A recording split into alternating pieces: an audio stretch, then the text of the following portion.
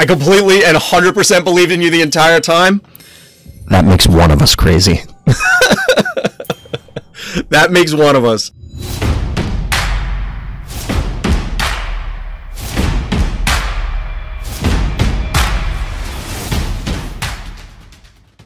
Welcome back, everybody. Welcome back. It's that time again. We're jumping into some Phobies. Let's see how much fun we can have tonight. So what's going on, chat? See people already hanging out. Welcome. Welcome. Hope everybody's doing well. Quick aside, everybody, before we get into the actual content, I was accepted into the Phobies Content Affiliate Program, the content creator program, you might call it. Shout out to the Phobies team, and thank you for that. But the reason I'm telling you, everybody out there, dear viewer, dear listener, is to let everybody know that I do receive some compensation from the Phobies team as a result of being part of that program. Now, I loved Phobies before, and I still love Phobies now, and I expect I will still continue to love Phobies in the future. So look forward to more Phobies content coming from Random's Thoughts. So now, on with the show. So I see people mentioning Fright Night, which is cool because Fright Night number 2 is going on. Hopefully we can get this done, you know, promptly. I don't want to rush it or anything. But I do have some other ideas that I need to reach out to a friend of mine to find out how they set this up. But I'm thinking about a Phobies League as well. So, just to explain, I mean, League is kind of somewhat self-explanatory, so sorry about that. So welcome back, everybody. We're playing some Phobies tonight, now with 100% less fan noise. So, basically, I was thinking about trying to set up a Phobies League. What's the difference? Well, the League would allow people to self-select opponents and just would be like a monthly leaderboard sort of thing with Frenemies games. But I'm not sure... I haven't quite mapped it all out yet, because I know a friend of mine has a bot in their Discord for events that they run, and the bot tracks all of the standings and stuff like that, but I don't know which bot they're using, so I want to see what the capabilities are. Bottom line is, I don't want to promise anybody anything, but it's something else I'm looking into, because I personally love tournaments, but I know a lot of people are more interested in, or would lean more heavily into probably a less competitive atmosphere, I guess. Like, how much time is left? We got 10 minutes, so it's probably not worth jumping into a game. We'll do a game review, because if I jump into a game, it might desync. We've seen that before. So, to elaborate on the point that I was trying to make when we started that second game, a lot of games are decided in the early turns to mid-terms. Obviously, you can throw a game later on. I think the big throw for me in that last game was that I play, but there could have been other mistakes that wouldn't have put us in that position if we didn't make them. And there are parts of the game where, or turns in each game, where based on what's on the board and what the reasonable actions are, they're always going to lead to this specific endpoint. So while the game may look close, it's like the logical thing for me to win is I need to race the heart. So I need to slide everything to the other side of the board. So then my opponent's logical response is to defend, we'll say. Or maybe they go race, because they're whatever their appropriate response is, and we both do those things, it may end with the game looking close. The obvious example is if I say the only way I can win is race, my opponent loses if they come back and defend. So they instead should also race, because they're ahead on life, they have the panic point advantage, they're in position, whatever. When that happens, the game will probably look close at the end of the game, because we're both racing the heart. But it was always going to end that way if we make that set of decisions. So that's why sometimes it doesn't always... Like, the game being close doesn't mean that it was actually close, if that makes sense. It's a weird statement to make, but... I think one way to explain it might be to say that if you're in a winning position, you might make some bad trades or exchanges, but you always know you have the margin to win, so it'll look close if you just look at the numbers at the end, but you're comfortable the entire time, even if in the end it's just one hit away from a loss. That's true, Saxy. I mean, that is one example of it. That doesn't quite encompass everything, just because I think, given the deterministic nature of Phobies, it's going to cause these scenarios where this was the only outcome that was going to happen, unless one of the players did something egregiously silly. Like, if we assume both players are playing even remotely optimally, this is how it's going to play out 9 times out of 10, given these constraints. Now, obviously, the better players will figure out those scenarios and try and modify them earlier in the game, but that's why the early parts of the game and the mid part of the game is so important, to push your opponent into scenarios where they have to make these weird judgment calls, and hopefully you can take W's that way. All right, chat, we're going to jump into this viewer breakdown. This was submitted by hollw, and if you're interested in getting your own games shown on stream or on YouTube, then hit up the Random Thoughts Discord, !Discord, on the live stream over on Twitch, RTChompGG, or you can check the video description here on YouTube. We're going to try and get through this with as minimal tongue-tying as possible, because I'm super tired, and it is a struggle right now. So we're rolling back to previous map rotation because we're trying to get through this backlog of games, and we have our hero here in the blue trunks, starting off with what seems to be the standard opener on Rush Hour. That is hollw. The bad guy here in the orange trunks, let's see what their opener is. It's a K9. K9000 coming out to play. We also see a baby Snakey, which is somewhat abnormal. How high of a level is this baby Snakey? Oop, clicked off it by accident. This is a level 5 baby Snakey, so it's not like super high level, but we get a reasonable follow-up here, although they're not capping any points, presumably because they didn't want to just give up keys to the murder wing sniping the cat, I guess. And presumably our orange player is now telegraphing that they don't have, say, a high-level jar or a snowball or something to hit the murder wing. Because obviously the baby Snakey could have gone in, clipped the wings on the murder wing, and then finished it off with any of those supplemental follow-ups. Instead, we have a Hebo staring at a Stairmaster.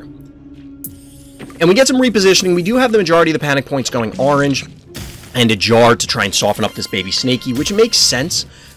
Although this is... Okay, so this is a safe position for the murder wing. It can only get clipped by one of these two phobies, which is not enough to kill it.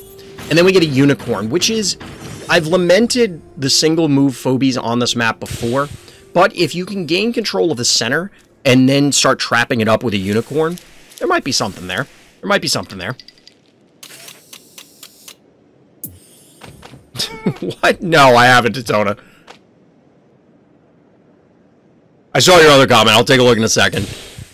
So we get a sheep follow-up from our orange player. We're basically just jockeying for position, but this is something that I've talked about a lot on Rush Hour.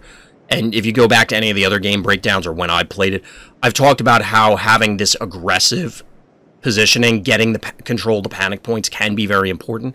And especially as orange player, this means that you're pressuring your blue opponent when they probably should have been pressuring you.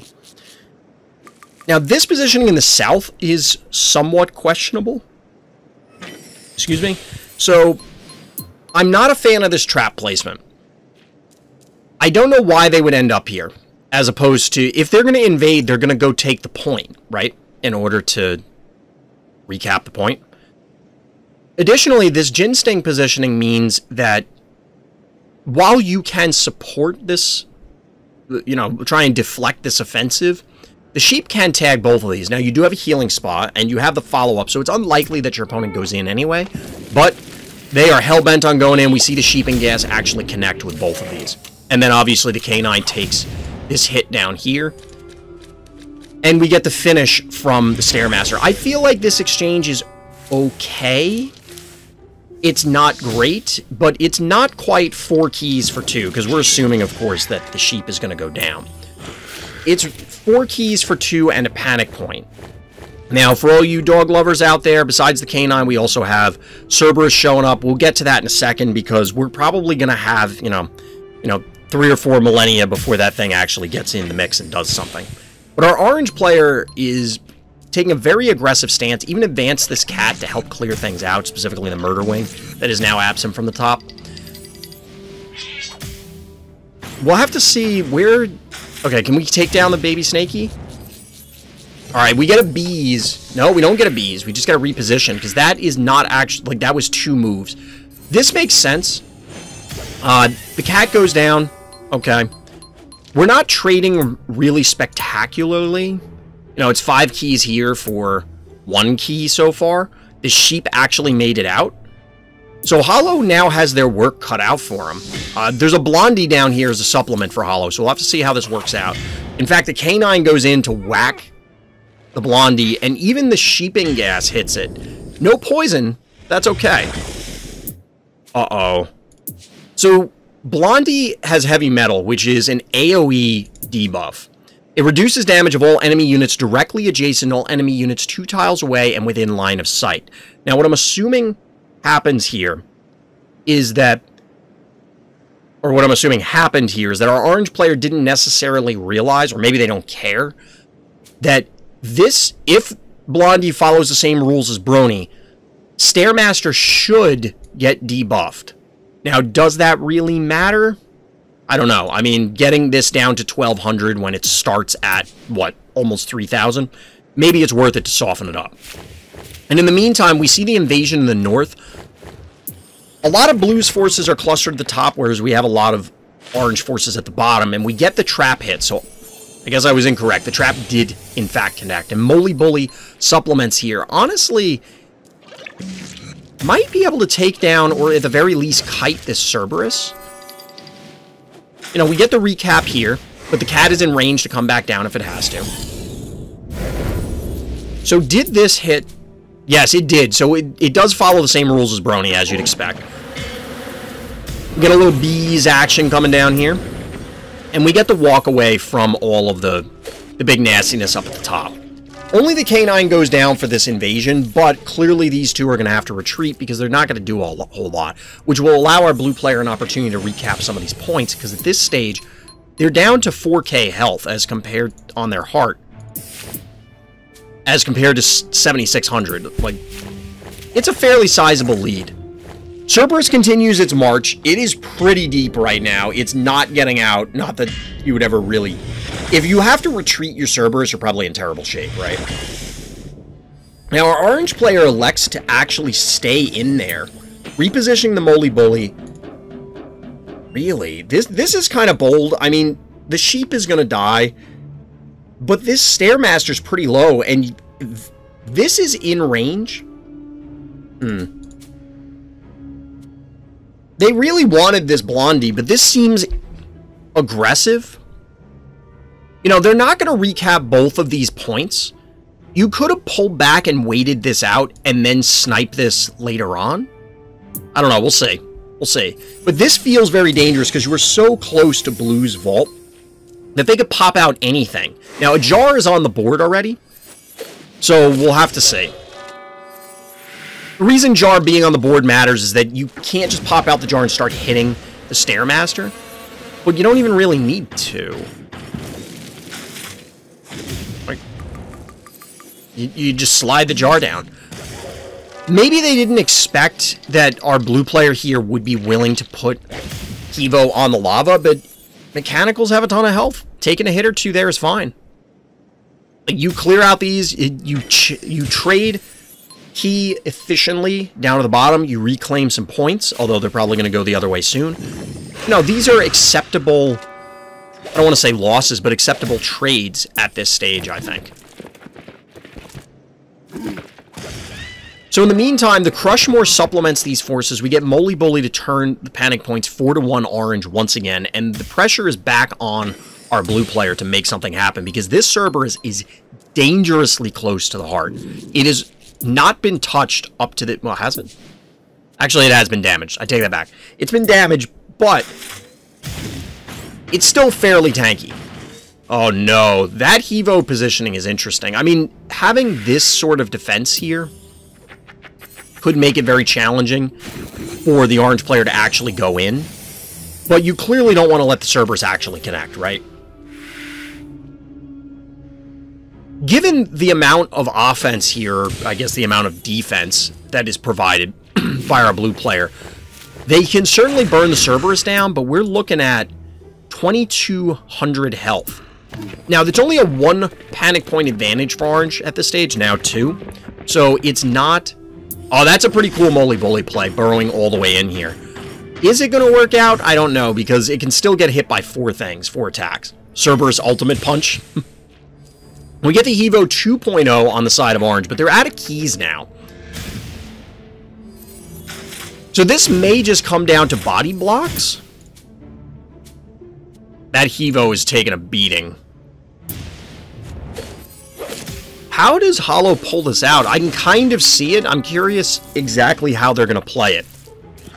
Obviously, they need to reclaim some panic points where they can in order to alleviate pressure on the heart, which is, again, going back to the earlier point about how it's important to claim the panic points on this map. Now, the positioning from Blondie here staves off its doom temporarily, but not for too much longer. We see the Cerberus just crushing through the remaining forces. And we get a block here from the Crushmore. That's kind of interesting. I mean, you can clearly hit these things. So that, like these things being the other remaining Phobies. But it looks like we're going to have plenty of damage to take down the Cerberus, or otherwise, obviously, blue wouldn't be going for it. This one came down to the wire. 1,300 health. But at this stage, there's not much that orange can do to actually get in there. Would Cerberus have lived if he stepped forward instead of killing Metabot? It's a good question. So you're saying on this turn, you kill this, step forward. I don't think so, because this Cerberus is at 2,500 health. So you get hit for 400 and change from this. Another 800, so we'll say 1,300 just to round up. It's not quite... actually, I think it might be exactly 1,300. 13 and another 8.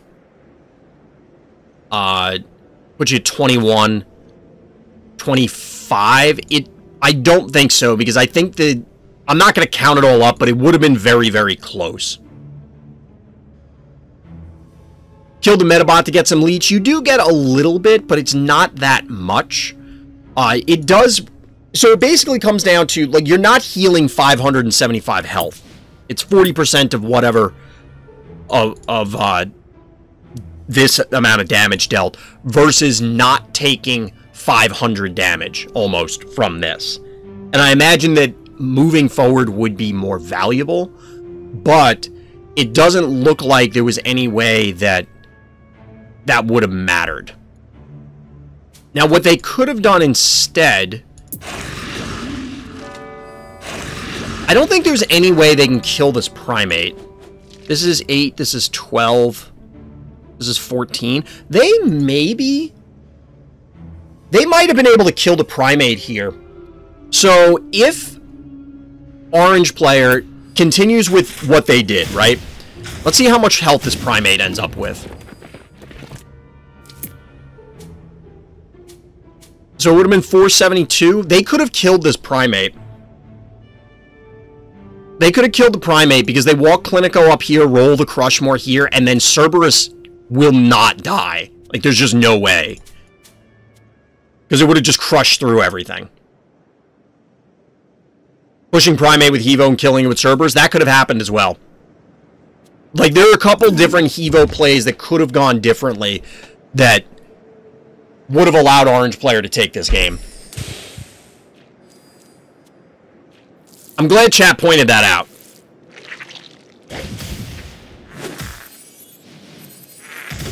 Because it was worth going back and looking at it, because they absolutely could have taken this game. Or at least I would have expected them to, because then you would have had the Cerberus right on top of the Stabby and the Ginsting, effectively. I mean, you still have this Gesundheit here, which could cause problems, because it obviously is pushing a lot of damage. You wouldn't have had the panic point advantage to continue pressuring blue's life total, but you still would have had a live Cerberus. So in the meantime, we instead see they have to go for what they can go for, which is reclaiming the panic points. But the remaining keys on blue side allow them to at least stabilize somewhat, just decrease the incoming damage, and then lay into the Hevos here. Well, the Hevo, remaining Hevo. It's amazing this Blondie has made it this long. Like, this is actually kind of funny. But this was pretty well played by hollw. I think this was another example of our bad guy in the game kind of punted to a degree. Because there were, as mentioned, there was at least that one turn where they could have turned it around. Let me know in the comments if you're watching this on YouTube, if you saw any other plays that could have gone differently to change the course of this game. But I think this presumably is going to die to lava. No, it's just going to die. This primate has gotten, like, there's been a lot of value from this primate. Get a little hydrate action.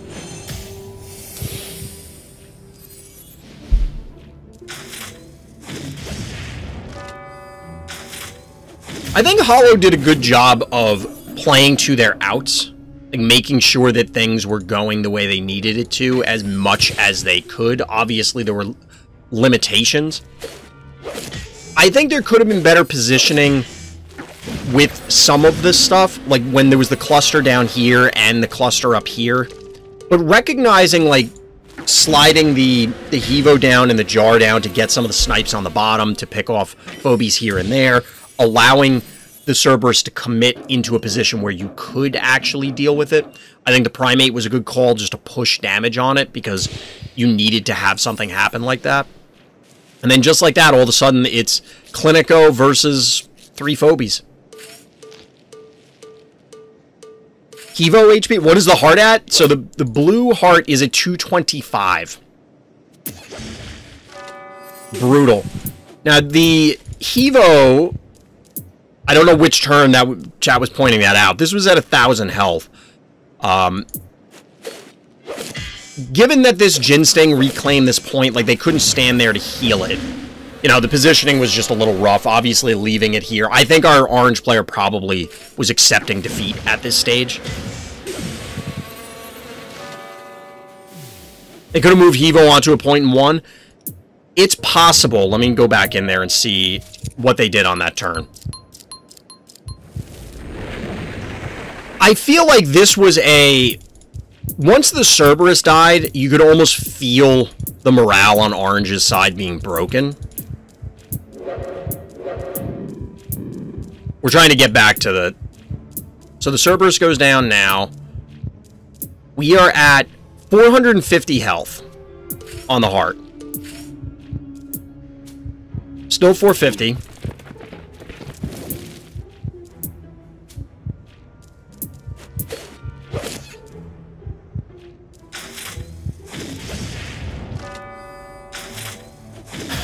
So, this was the turn...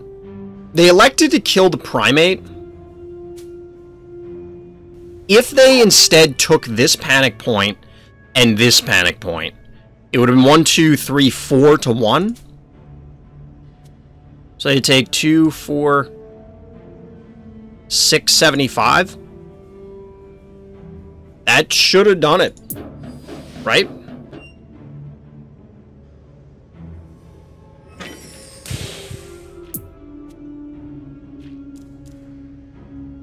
That should have done it. Ad moment, womp womp. Sorry, chat, I can't. Twitch does what Twitch does with ads. But yeah, this...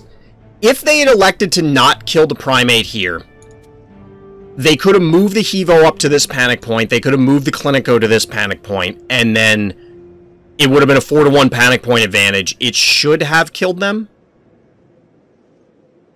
Should have killed our blue player. So that's at least 2 scenarios where Orange could have claimed this game. I mean, the pressure from our blue player to, like, keep our orange player in check, make sure that they're thinking about other things. Again, it's inducing panic or just causing your opponent to have to think in ways that they're not prepared to. Because the first time you're in a scenario, you're naturally not going to be as well-versed as you are the 100th time you're in a scenario. So, making life more complex for your opponent can lead to wins. So, Well played by hollw, sticking it out on this one. This was a very close game. Our orange player had a few opportunities that it still could have gone their way because of the early pressure they put on in the game, which was, I guess, allowed by some of the misplays that happened earlier in the game by blue. But either way, GG and shout out to hollw for submitting this game. Today I learned AoE like Brony ignores line of sight caused by enemy phobies. Whoops. Yup. We were just talking about that with Blondie in this. We talked about it in the Brony breakdowns last week or 2 weeks ago, whenever it was. It's kind of annoying. I don't really like it because it feels inconsistent. Like, I get that's how it works, but I would kind of rather that it didn't. I would kind of rather that it didn't. Like, that LOS is LOS and it just blocks LOS and that's it. Claus versus Ryuchi, the two titans. Yep. Yep. So Claus overtook first place. I think as of last night, when we ended the stream, Ryuchi was first place.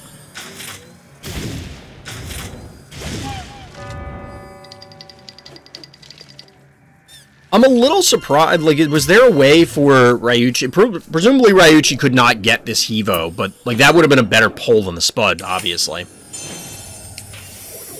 They're probably the two best I played against. They're both really good. Yeah. Sometimes I just imagine in my head when we pushed the heart and fell in the abyss and we just win. Yeah, somebody was talking about that, having a displacement effect that can impact the heart. It would be clearly broken on this map, right? Just got Jackalope King and Chuck dupes. Can't say I'm disappointed. Level ups on those seem good. Seems good, especially on Chuck.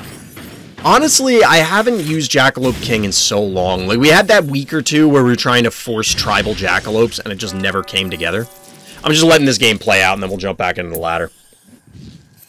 I still really want to resurrect Phobies because I don't have one. Yeah, they are worth it. They do change your game plan significantly once they appear in your collection.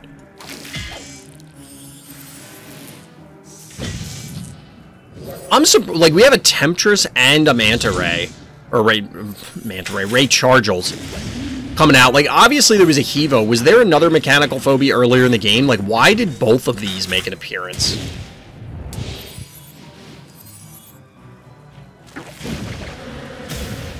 This is kind of what it feels like on This May Sting a Little, where it seems as though, you know, like somebody, who were we talking to in Discord? Somebody in Discord was trying to champion the jar opener, and I don't know if there was a jar in this game, maybe it happened, but like, a lot of it seems to end up just being actual invades like this. I don't know, it seems weird. It doesn't feel like jar is ever really in a position on this map where it can just sit and blow stuff up. But then this also seems to happen a lot, where, and people have done this to me on this map, where they swing around, either up the top or the bottom respectively, and are able to control the enemy stim, and therefore just kind of end the game. Because, like, you just race them at that stage.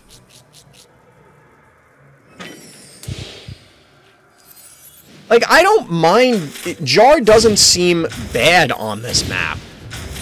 Like, I get the logic, but it just doesn't seem to ever work out that way. And it's one of those, this is something that, how do I phrase this? So this is something that I think people need to recognize in general, because this is something that is a common issue in card games. So I'm going to explain the card game scenario and then relate it to phobies. In card games, a lot of people often hate, you know, whatever's meta or whatever's popular, whatever's winning, because they want to be creative, they want to do other stuff, and I get that. But there's a reason that those strategies, those cards, those decks, those players are winning. Because they are playing, the players are playing well, and they're playing with the best stuff. And it's the same story for phobies. Now, there isn't variance in phobies where, oh, well, they drew their good cards and I drew my bad ones, or opening hands, or mulligans, or whatever. There is some because, you know, collections aren't perfectly even. In phobies, the difference is, or the corollary is, certain phobies and certain strategies, especially on certain maps, are bubbling to the top. And you're going to see, like, the stabby openers. You're going to see the beauties. You're going to see all of these specific things show up a lot In some cases, because that's what people's best phobia is. Like, that's the first ultra rare they opened. They've poured a lot of resources into it, so it's high enough level to take over games. There are better phobies than others, or at least more generally powerful phobies than others. Obviously, even the weak ones have their niche uses. But if I had the stats, which I don't, from the devs, I would assume that at least at some stage, they are tracking, you know, what's the win rate of Beauty? What's the win rate of Hevo? What's the win rate of Cassowary? What's the win rate of Razormouth, etc.? And seeing, do they hit the board, and then do they lead to wins? And what maps is that occurring on? And if you watch the higher level players, unless they're memeing and they're trying to force a particular strategy, they are probably going for similar things on the same maps over and over and over again because they work. Because the goal is to win. And that's kind of the bottom line, is just finding those sort of things so you can repeat those strategies until someone proves that there is counterplay to it. I wish I had that data. Me too, player. I wish I would. That would be really interesting to look at. Now, I have not been involved, like, related to companies that have released that data, but I played games where they did. So, for example, what's the name? Warhammer Legions, Warhammer 40k, the Horus Heresy Legions. The name is just absurd. It's a digital card game. You can get it on Steam. I haven't played it in forever, but they release monthly or seasonal meta snapshots themselves. Like, the first party releases, okay, well, this champion, hero, whatever, like your leader, is at this win rate when you're in Terra or above. Like, there's two, it would be the equivalent of, like, if Smoking Gun released, this is not what I meant to go to, if Smoking Gun released data on everybody in Sum of All Fears. These are the highest win rate phobies on, this may sting a bit, these are the highest win rate phobies on The Floor is Lava. This is the highest win rate opening on this map. Now, I don't know if they could track that. It depends on what, you know, like, they might be able to see what was in a game, but not necessarily what turn it came out. It's possible, I don't know. Depends on what their back end looks like. But there are other games that do release that data. Most games do not. They make players do it. Now, is there an API that can data mine that? I don't know. You'd need, like, a bot to crawl through all the best players' games, like, say, the top 20 players. Just comb through all their games and dump it into a big spreadsheet, and then you can figure it out. There are obviously other things that go into it, because it's not just the phobies, but the usage thereof.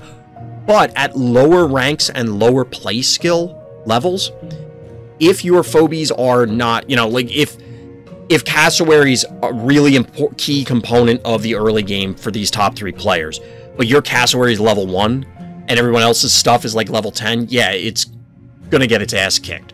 So there, it doesn't quite correlate 1-to-1, but if your phobies are roughly on par with your rank, you know, if you're in primals and everybody's around level 4 or 5 phobie-wise, and your stuff is there, mimicking the openers and the play patterns of the better players is a great way to learn the game and win games. Now, there's also the risk that you're winning games and not understanding why, and therefore you're not really improving, and then you'll jump up the ranks and then hit a brick wall because people will outplay you.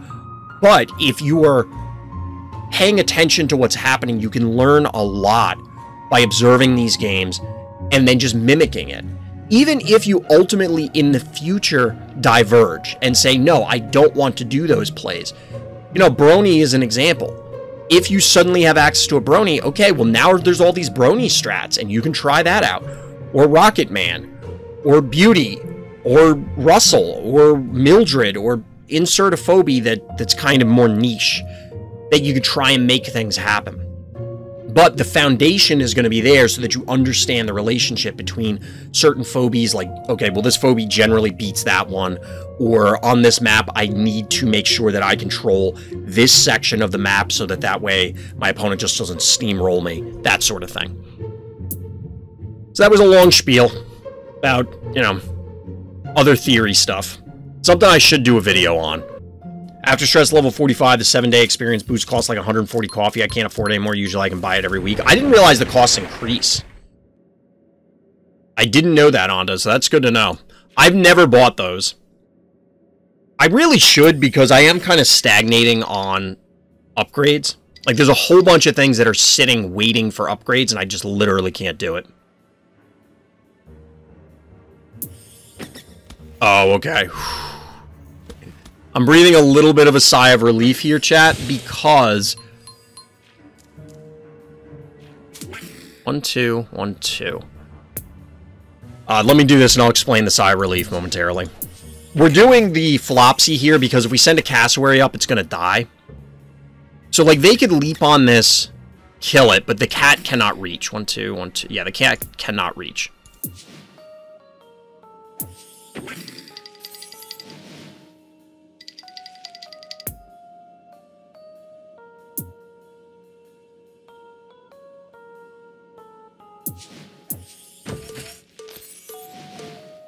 We'll go with this. I don't know if I like this opener yet.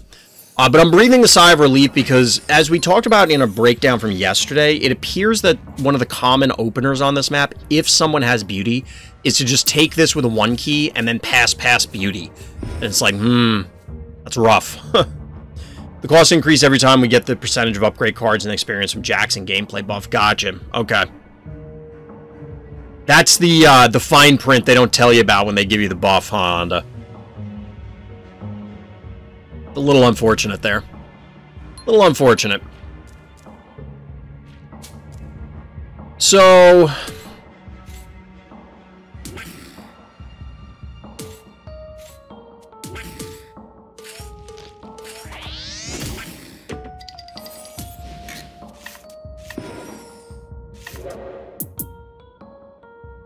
what do we do here?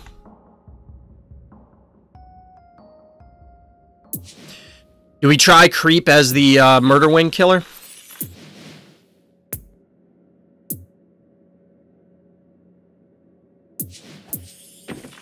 Try and snipe us a Murder Wing here? I don't know if this is really what we want. They can't kill the cowbell freely unless they pull this back.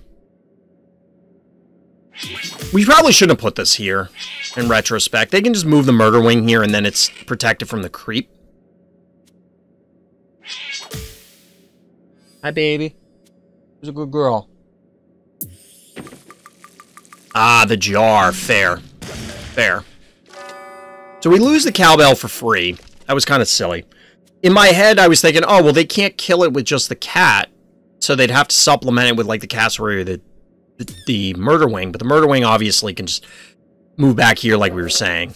They are retreating, so we won't be able to just spit on it, which, you know, as they should.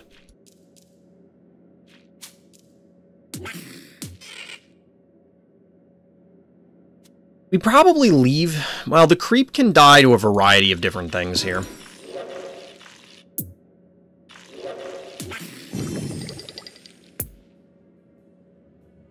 They've made our life somewhat complicated.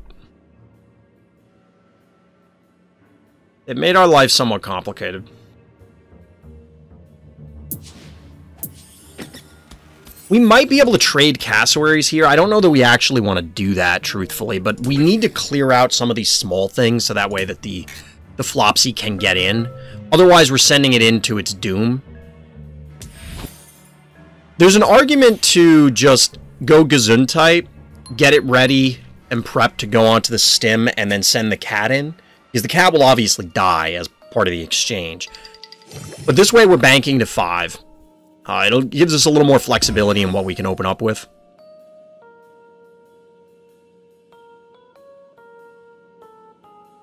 Since no one's capped the middle point, we're just going to kind of juggle here. Now, our opponent has locked themselves into 5 phobies. But we can't really advance here.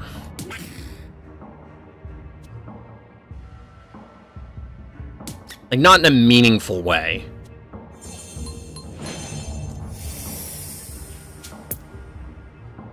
And when I say they've locked themselves into 5 phobies, they haven't truly, because they're just gonna... like, stuff is about to die.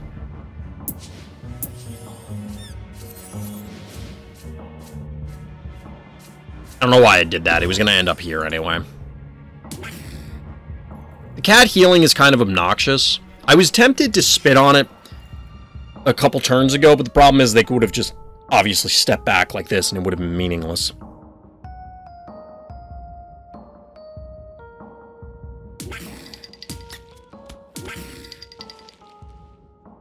This just changes so that the cat can't hit the cassowary.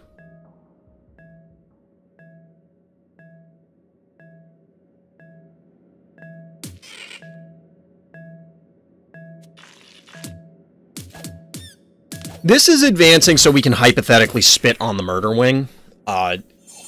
They could, like, dive it with the cassowary and the murder wing. I don't think they're going to want to do that because we should be able to kill everything in exchange. Get a little hydrate action.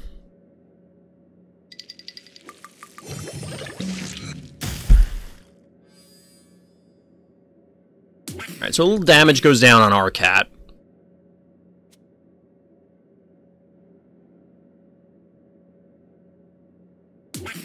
At 700 health, we can't quite eliminate it. Harley. He's just hanging out on the couch. You really love that couch, don't you?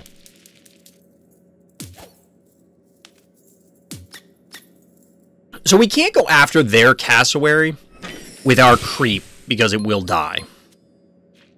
That might be an okay exchange. It's not spectacular, clearly. We're just going to eliminate this and then back off. This does open us up to, like, getting hit by this and jar. I don't know how much we worry about that or care.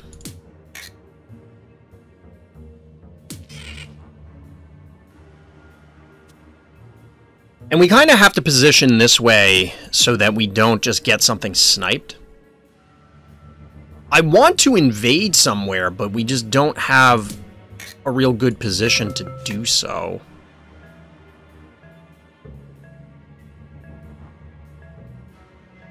We're going to have 8 keys, so if they, like, end up here somehow, we could fly over a pterodactyl.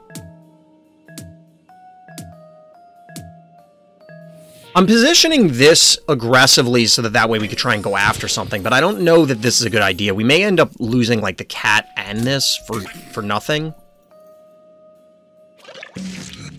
Like, the cat's just going to die. The question is, do they just send in their cat, or are they going to try and invade? So they're going after our cassowary. Okay, they're not. That's fair.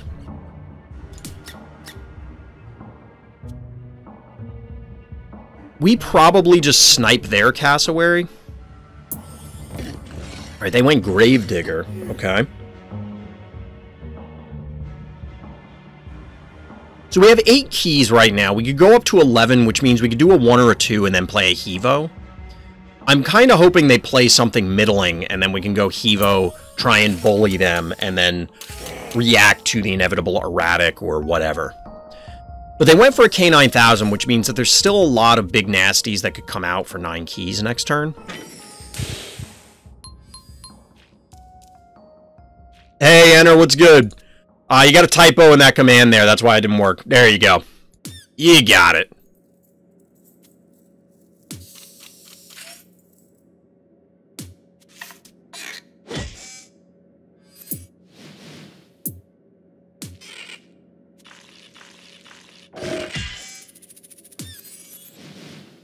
Game?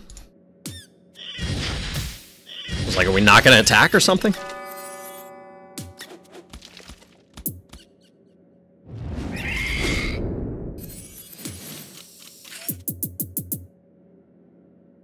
Alright, so we're going to do this for sure.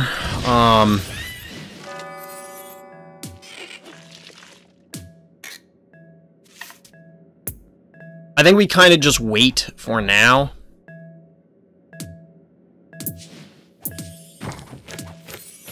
We'll get the Contortio in position. This will leave us with a spare key floating around, so next turn, that way we could also drop an additional one if we need to. The problem here is that because we backed off, it gives our opponent some initiative to solidify their position. Like, they could slide the jar onto the stem if they wanted. But they're...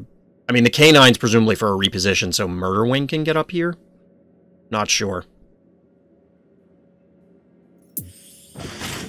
So we got a Hevo. Plain old Hevo. Hevo 1.0.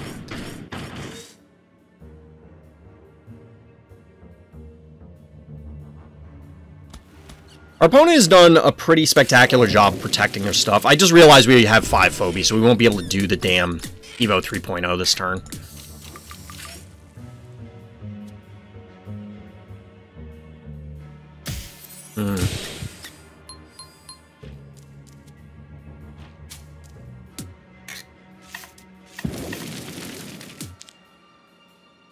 Evo doesn't like being called a tin can. Is that the flavor text? No. Oh, there it is. Just don't call him a tin can. He hates that. Like, really hates it. That's good. I like that. I guess we send in the Contortio.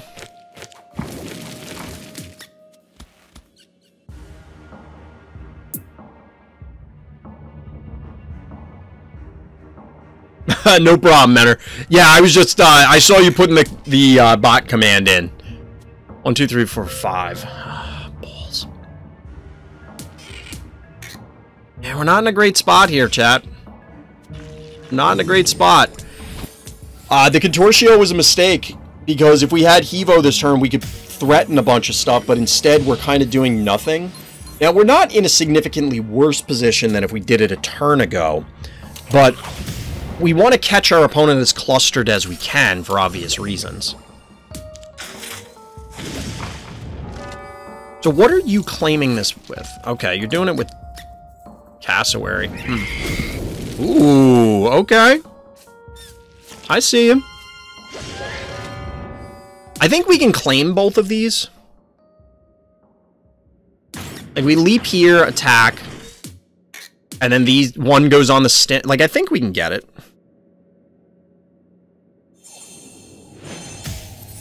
We might end up trading unfavorably back, I'm not sure.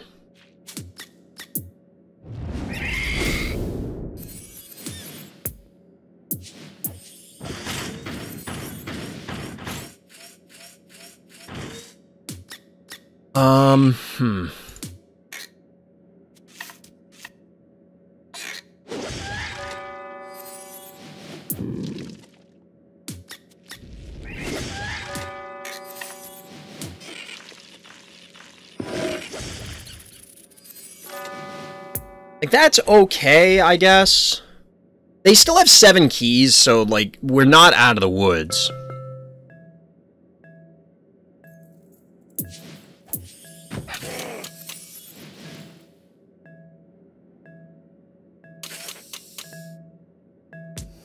I don't know the K9000 is what we want here. Maybe we should have just waited and sat on the 4 keys. I'm not sure.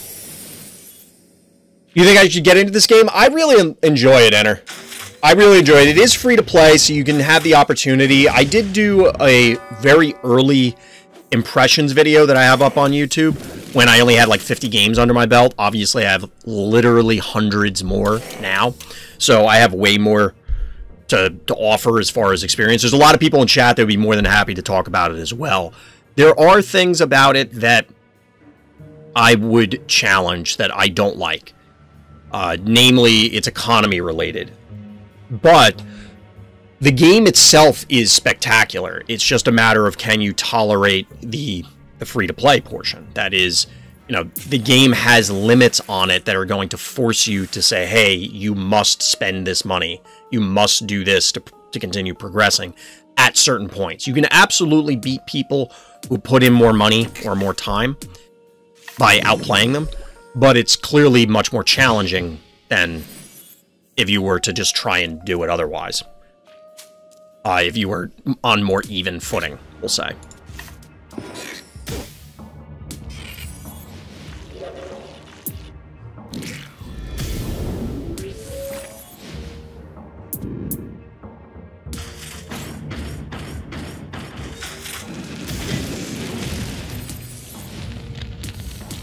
I don't think we really want to do that.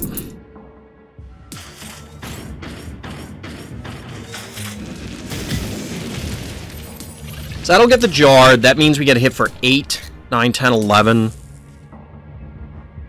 11 and 5 is like maybe 1,700 or so.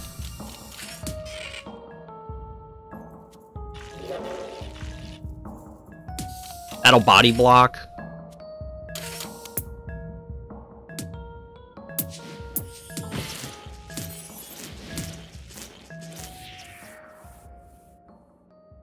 So they could still connect with the Temptress. They're just going to have to reposition a whole lot of stuff that they probably don't want to do. Like, they'd have to move the Hevo down here or something. Like, they're not going to get a lot of stuff. Now, since we have the Panic Point advantage for now, we'll obviously need to find a way to reclaim it. But that means that we can probably starve them a bit.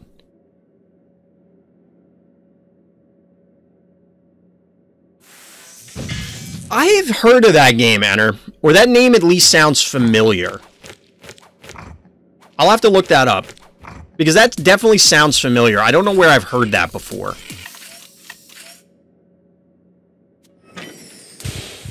Like, I've definitely heard of that game. Alright, so this is still very healthy. 1,700, huh?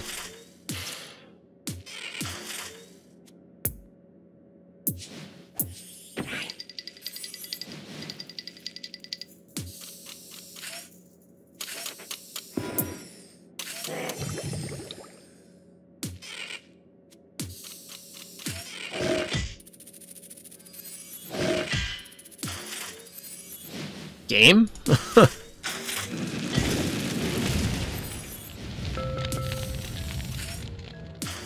We don't have to reclaim this, like, right now.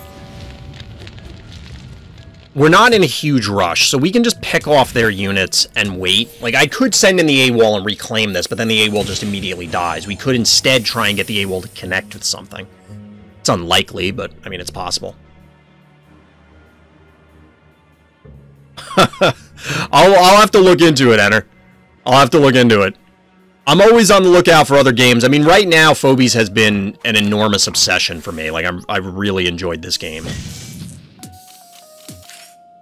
Alright, did we throw this, chat? Because I don't know how we kill this.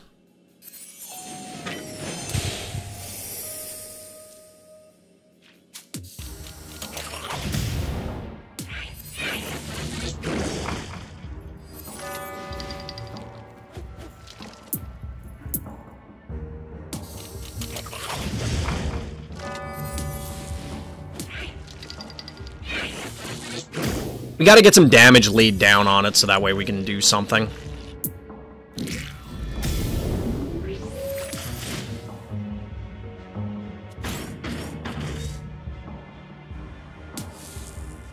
I don't know that the poison's gonna do anything. They kill it, then they go 1-2, 1-2. I think we actually leave the Hevo.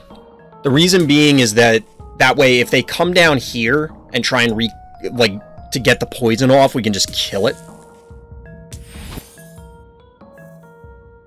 I guess we could kill it anyway. I think this is fine. I'm not sure. Temptress doesn't push a whole lot of damage if it's not a mechanical, so it will kill... Like, it'll get the cat. They kill the creep with the Hevo. Maybe we should have repositioned. Nah, because if it was here, it would have gotten hit. I guess we could have put it here so we could slide up 1.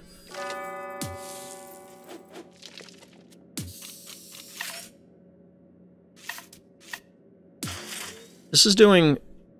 We should be able to trade with this efficiently. We just have to get rid of the Temptress.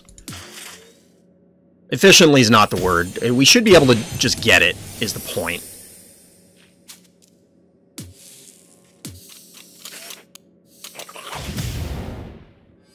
So if we were repositioned, we could have killed this.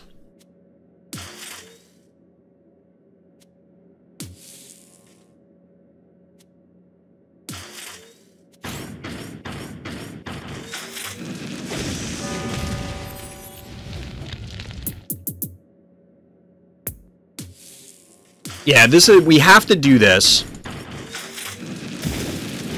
So what I think we're going to do here is then they hit this twice, then we just back off to our stim, and there's not much they can do. Because they're not killing this turn, so I think we're okay. Investing in crypto again. Believe me, in real life, we never touch that stuff. We've talked about that before. I mean, it really came up in the context of NFTs, but yeah, I'm not a fan of the crypto BS.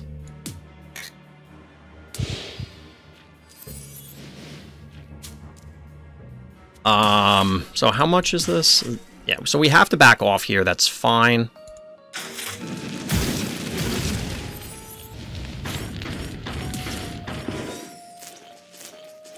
We do this, and there should not be a way for them to win. They take this point. They have 1,700 health, that's 9. 9 and 4 is only 13. So we're actually going to reposition this. So that way it can hit, if they try and claim this point, they hit it twice. The dog hits it twice, that is.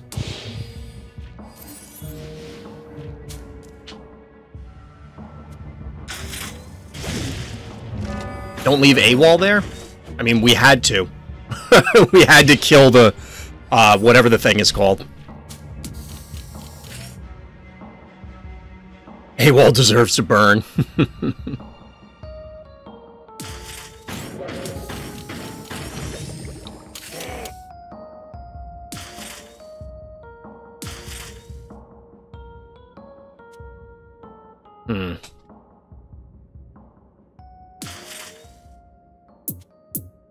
So if they step on this point, I guess we just do this.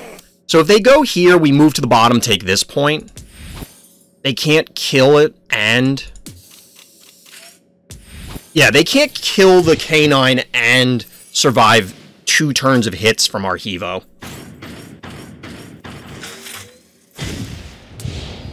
Yeah, that's true, Crazy. That's true. A fair point. Did we... because wasn't AWOL here? So I don't know if I had a move left. I might have had a move left. I mean, I'm just super tired, so it is what it is.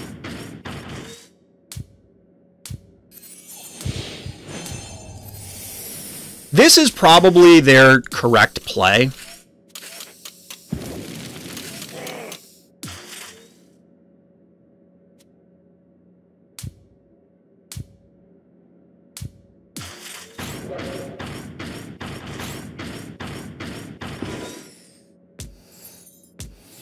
Their correct play is to dive our heart, but we're on even. We have control of the panic points. I'm on their stim now. So they do have an advantage, like they get first attack, but I'm doing way more damage, obviously, so.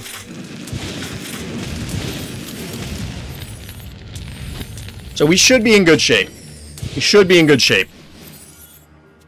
But yeah, the AWOL play might have been a mistake. I'd have to go back and see if we had another move. If we did, then yes, I could have just moved it off.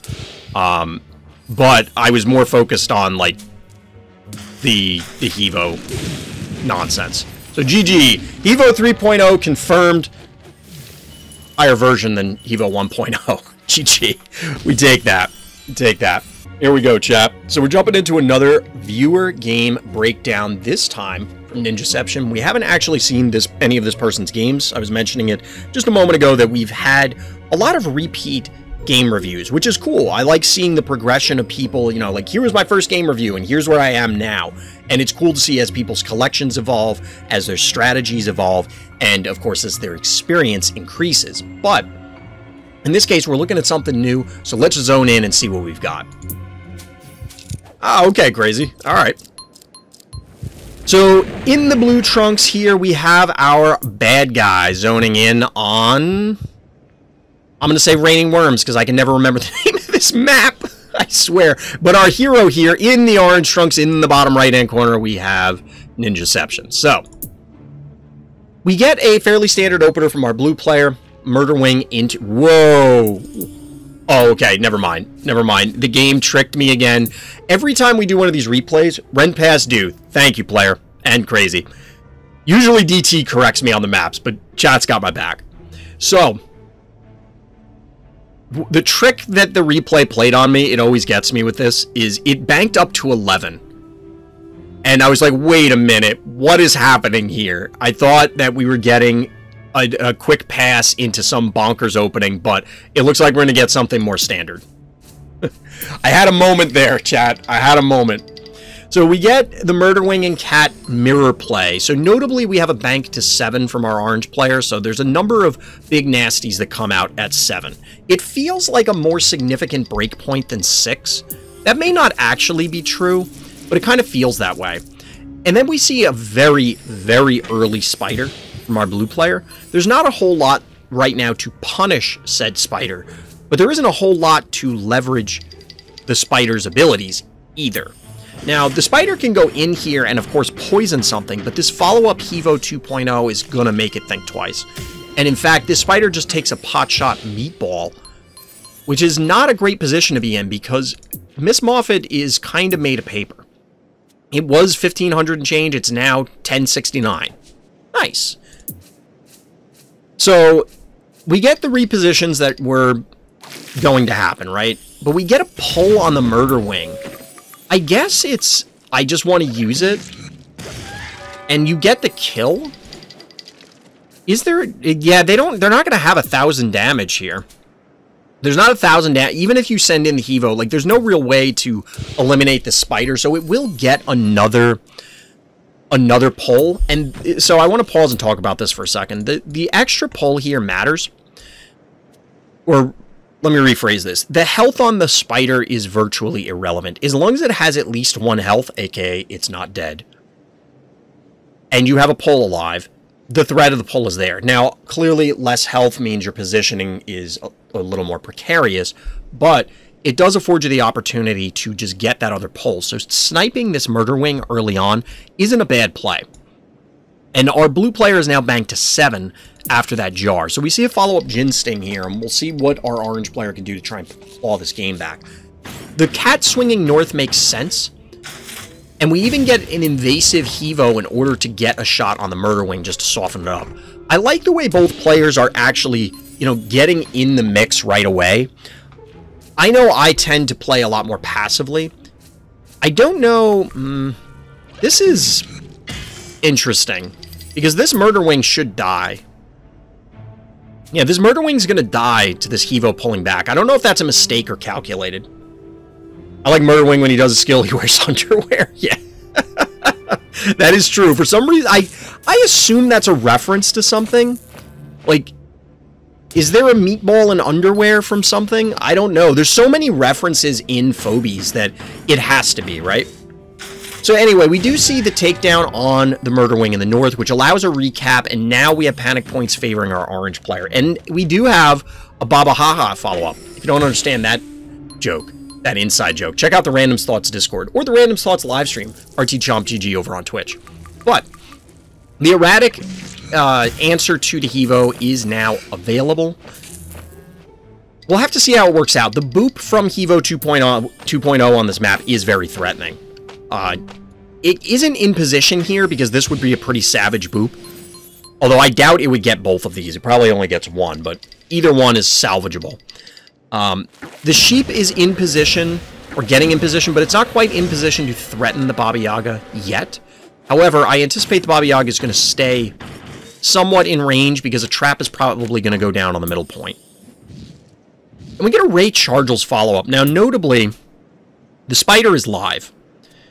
So since the spider is live, this means that we could get a pull onto the Hevo, but there's only going to be a single erratic hit, and you're going to have to sink, like, the sheep and the jar into the Contortio in order to clear it out to begin with, and then your spider's just dead. But the pull is live.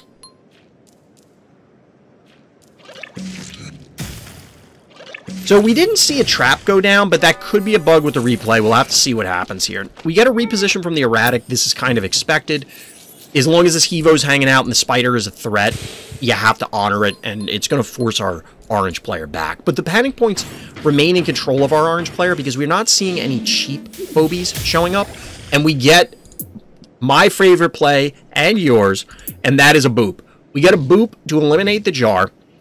It also pushes the erratic back, which means that the pull on the Hevo is going to be way less effective.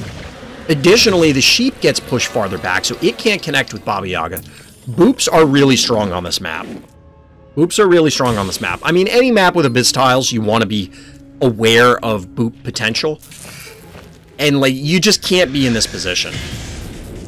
So we do just get, instead of a pull, because obviously the spider went down, we get the RP walk by erratic to lay into this Hevo, and in conjunction with the Jin Sting and Snowball, it actually goes down. So we traded, how much is that, Evo?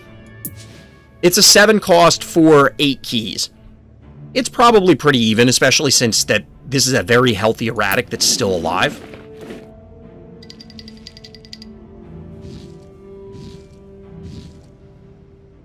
But we do have, because of the flight advantage here, while you could make an argument that the quality of, well, honestly, I don't think you can even say the quality of Phobies right now, army-wise, are on Blue's side.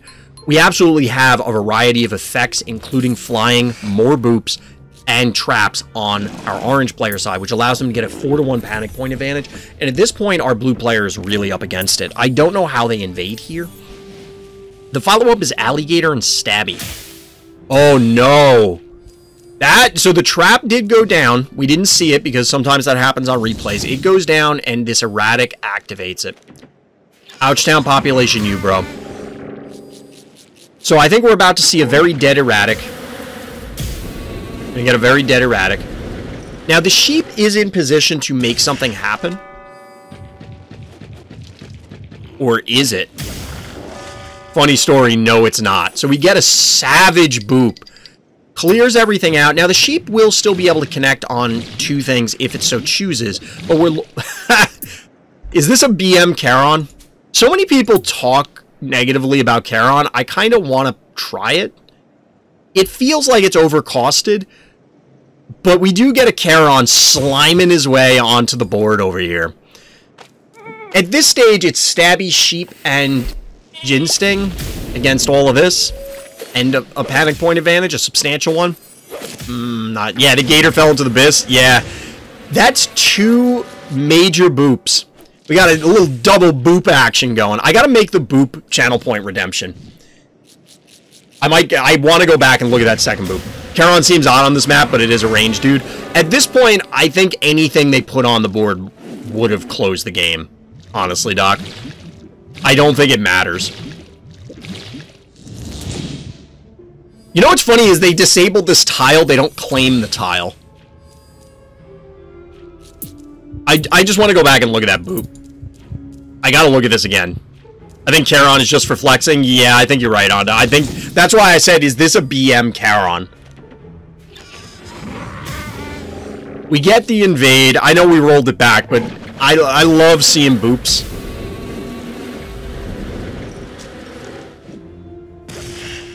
This, I wonder if this was, if our orange players saw that coming, or if they just booped because they wanted to displace everything. But this was a great boop. And why did it happen? Because of this guy. Sometimes the bees giveth, and sometimes the bees taketh away. And in this case, they absolutely took away your alligator, because this guy did not need to be there. Womp womp. So we'll get back to where we were. In the meantime, it's now 2 against many. Not gonna lie, boops are so stupid. Boops are funny, though. And honestly, in a displacement... You know, like this sort of game, boops, pushes... Well, boops and pushes the same. Yoinks slash pulls. All of the effects that Phobies has seem very much like, yeah, these make sense in this sort of game, because the developers would have sat down, and we're getting away from the replay a little bit, so maybe I'll continue this afterwards, because GG ninjception, we'll continue that afterwards. We'll finish up the replay. But this game was all but over. You know, like, okay, it goes for 2 more turns, but as we talked about before, you can't really surrender in Phobies. It's tough. But this was a cool replay. We got to see 2 highlight reel moments. That was a lot of fun. I like this. I got my first pull into the void the other day. It was fun. Yeah, you just have to imagine your opponent screaming. It's not over. It's all over but the crying. GG. Thank you, ninjception, for submitting this game. That was a lot of fun. If you're looking to get your own games and highlights reviewed on stream or on YouTube or both, hit up the Random Slots Discord. You know the deal. In the description on the live stream over on Twitch, RTChomp. GG. To the earlier point, I think that boops, yoinks, traps, I mean, phobia displacement is a pull, like with dimensionals. All of the statues, like creating and destroying obstacles, all of these things to me, from a developer perspective, feels like the devs sat down and they're say the initial meetings for phobies, right? They're whiteboarding stuff. What kind of phobies are we going to have? Well, they're going to have abilities. They're going to move. They're going to have 2 actions. They can attack or move on either of those actions. So that'll drive sizes of the maps and things like that. We're going to do it with keys. So we have this resource system. And maybe it didn't happen in this order. But then somebody said, okay, well, what abilities are they going to have? Are they going to have abilities? Yes, they're going to have abilities. Great. What are they going to do? And somebody probably said, well, what can we do with a tile? Well, we can make it impassable, hence obstacles. We can then remove the impasse by destroying them. We can have things that can go over them or ignore them, burrows and flying. We can then have other things that can be put on the tiles, and traps were born. We could have things that influence the movement of your opponent's phobies by pushing and pulling them. Like, all of the different effects really are, I mean, there have been a lot of these sort of games over the years, but it absolutely feels like, yeah, they just made an enormous list, and a lot of those things made it in, which is kind of cool. Just checking chat. Imagine if there's an ultra rare phobia that can boop 2 tiles. I mean, we have the opposite in Heartbreaker, who can pull something from 3. So I guess it's nothing's impossible. Do submitted games have to have a minimum number of turns? Like, could I submit a 5-turn game? I guess if you really wanted to, you could. If it turned out like everybody was submitting concessions where, like, nothing happens. So, I mentioned this earlier. I was going to potentially introduce a, like, voting system. I haven't figured out how to do it yet, so I'm not saying this is going to happen on the replays. So that way people in the Discord could go look at the replays and then vote on which ones they thought were the coolest, and then that would prioritize which one happened next. I have to work out a bunch of details to make it so that it isn't, you know, in like a free-for-all insane set of nonsense, but there might be some system there, and that would help if, you know, people start submitting troll games that are not, like, worth looking at. We're not having that happen, but, you know, it would help weed that out. To answer the question directly, if you submitted a 5-turn game, yeah, I'd look at it. I don't really know why you'd want us to look at that, but we'll look at it. What about a beam of boop? So it would be like Beauty, but you just boop everything directly in a line? That would be funny. If it's a cool play into a rage quit, that could be good. Honestly, we broke down one of those games the other day. I don't know if it was quite a rage quit, but we had, when we were looking at some of the high-level stuff, I forget who it was, but it was Pescetti that looked like it was safe and then just got incinerated, and that was the only way to answer the Beauty that was on the board. And the game just ended on that turn. So I'm not opposed to it, as long as it is like, oh, well, I booped 4 of their phobies and they just gave up because clearly that game is over. Like, yes, that is fine. If it's like, I played 4 turns of an async game and then my opponent AFK'd for 4 days, so the game ran out, like, okay, that seems kind of silly. I think we all know the difference between those two things, right? All right, so we're zoning in on probably my least favorite map in the pool. Fire Ant can really bring disaster on Phobopolis. Fire Ant, it kind of brings the heat no matter where it goes. And yes, pun is intended there. Pun is very much intended.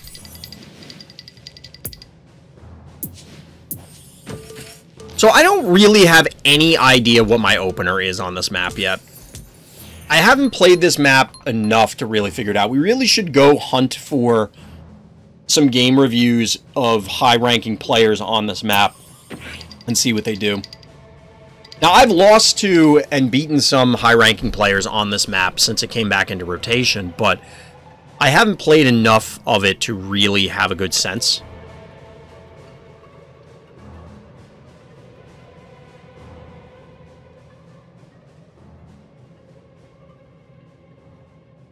What are you doing, opponent? Probably calculating. Calculating. What do we got? So what's going on, chat? I hope the weekend treated everybody well. Hope everybody's doing well out there, getting ready for going into another week. I am not ready for another week. I'm telling you, I'm tired. I'm so tired. I can't quite catch up on sleep. Every time I think I'm going to, I have, like, just real bad insomnia and then can't make it to sleep.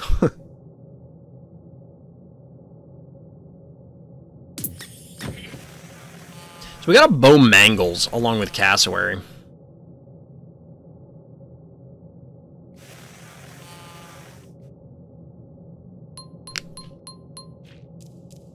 So we're going to try something here. We're going to lose this cowbell.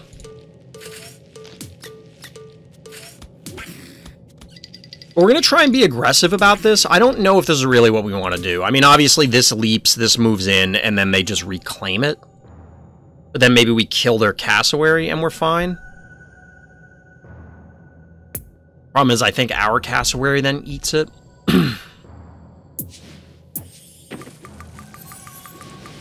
So we're only going to go jar here because he can get on the point. And then, the point being the stem. And then next turn we can follow up with a 7. You're tired? Just close your eyes. Yes, I've tried that. I have tried that.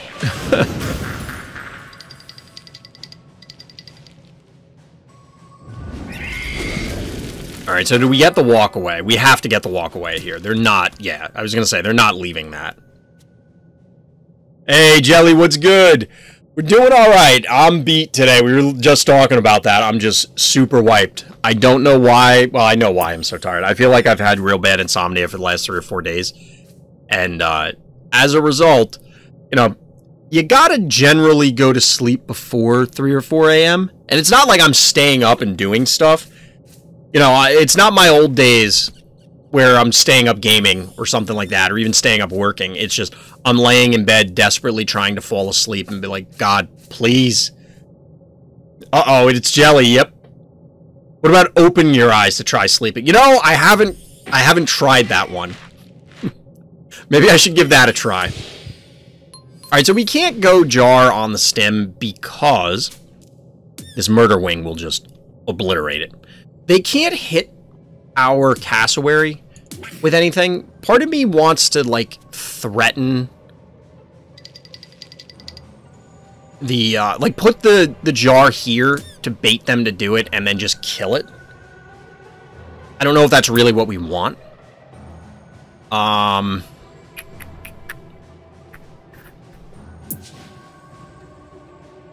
We're going to get a gator online. Honestly, I kind of like the gator on this map, so I want to try and force it and see what we can do. Because, like, it can just ignore these tiles. It just ignores these tiles. What about counting jumping sheep and gas before you sleep? You know, that's a good idea, Honda. Although it might keep me awake at night thinking about that thing just, you know, exploding in my face. Like, that's not a good thing either, right? Can we kill this? We might be able to kill this. Alright, we see the answer alligator. It's a little bit worse than ours. Not notably. Ours is level 7, theirs is level 6.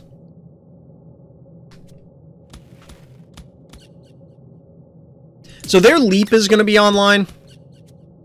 I think we still dive for their bow mangles. The problem is that they're going to get our jar. Oh, yeah, leap will be online next turn. Meatball is still live, so they come in and meatball the jar, and then they leap something. I just don't know what. The cat positioning aggressively here is just whatever. I mean, it's basically, like, it's less than a panic point worth of damage, which is kind of funny.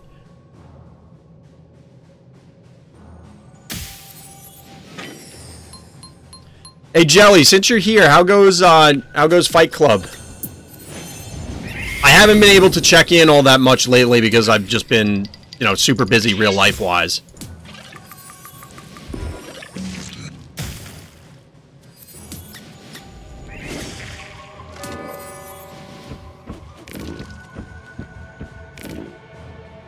But I hope everything's going well over there. I like Finnegan or Slammer head behind Alligator, support him. Like, sometimes the enemy got on healing spot first, and we can just boop it away to get our Gator onto healing spot. That's fair. That's fair. I could see that. We don't have a lot of damage here, and obviously this is going to die, but they end up on this spot. Hold on. We're going to run out of time. We don't have to expend the leap. Wait, yes we do. What am I saying?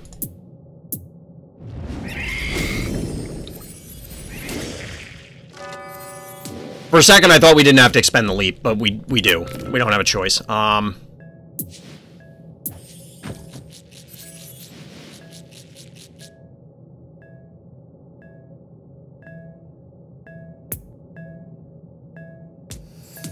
don't know if this is worth it. It seems okay, but I don't know if it's worth it. I've been thinking about making my own tournament, but I'm not sure about the name. Don't worry about the name. You can always change it. You can always change it. Like, the name is the least important part. Like, get it up and off the ground. And it's cool to hear that there's going to be more tournaments. A few growing pains. I think our biggest challenge, coordination, getting players to start and finish games. Async poses many challenges on the double limb format. I could definitely see that. I could definitely see that. I've been talking about trying to set up, like a single day event. I don't know if you guys have talked about that, Jelly. Just to try and alleviate that. It does cause problems as far as, like, well, time zones. Like, that's a thing. That's 1,014. Like, we can kill the murder wing and probably walk away.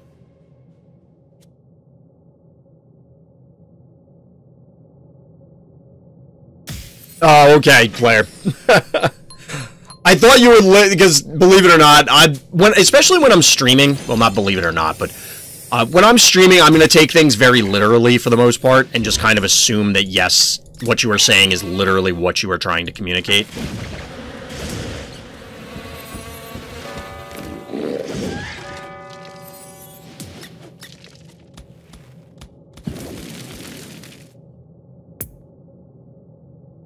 So what do we do about these? This should not die. Like, this is 1,000 and change plus 14. Like, there should be no way that they can kill this. We get 5. We could do a 2 and then go into Hevo, which I don't hate. Like, I don't hate that idea. There's no healing spa, so a creep isn't horrendous. I think we want the higher damage from this, though. We're sending it up this way. Well, we probably don't want to do that. We could send the cat. We could go here. This means it threatens here, and we could always cycle it over to get to this point. And we're going to bank for the Hevo. I don't know if the Hevo is really what we want, but we're going to try it. Opponent's going to regret letting Electric Cat be their fifth phobia in the game. Oh, no.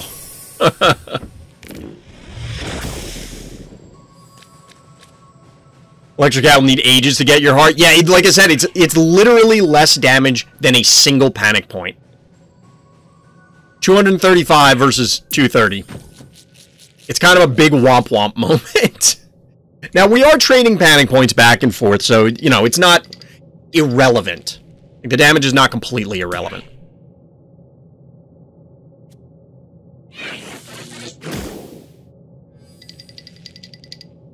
I mean, that's fine, I guess. I think you just walk away and then, like, threaten the Jin Sting coming down, maybe? Now, our opponent still has an enormous amount of keys left. So, and since they're banking this one, unless they play something right now, the Hevo may not be great because the Hevo, A, doesn't push a ton of damage. You know, it's not our highest damage output phobie. And it can clearly be answered by a variety of different things, so... Honestly, we might have been better off just pumping out our own Stairmaster, because we're going to need a high damage output to deal with their alligator. There's just no two ways about it, basically.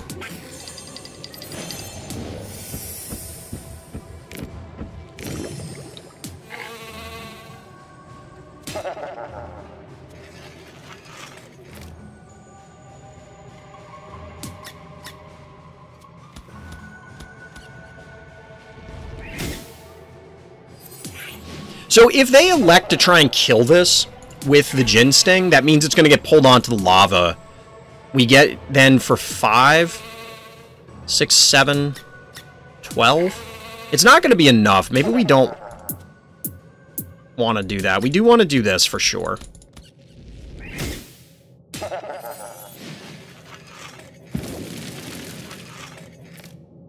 We do want to do that.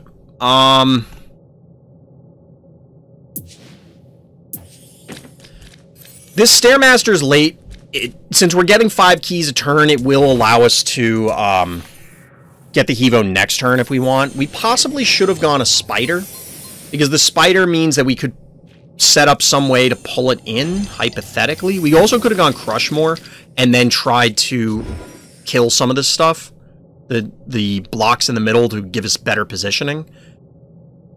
It's whatever, I guess. Also, there was no way this Gin Sting could have hit this cat. I don't really know what I was thinking there, honestly.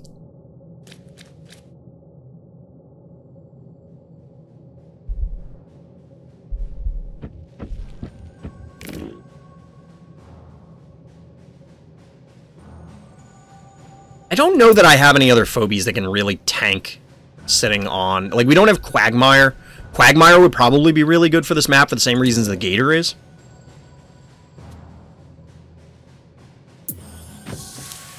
We get a baby Snakey. They're just kind of getting bodies here. That's 5, 11, 16, 26. We can't quite kill this. We can almost get it.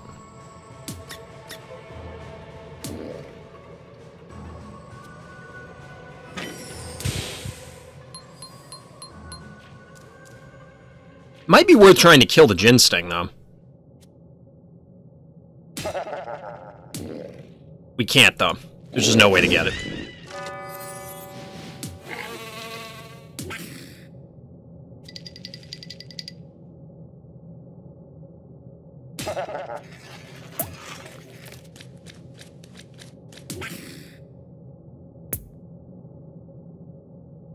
So we're back at 9.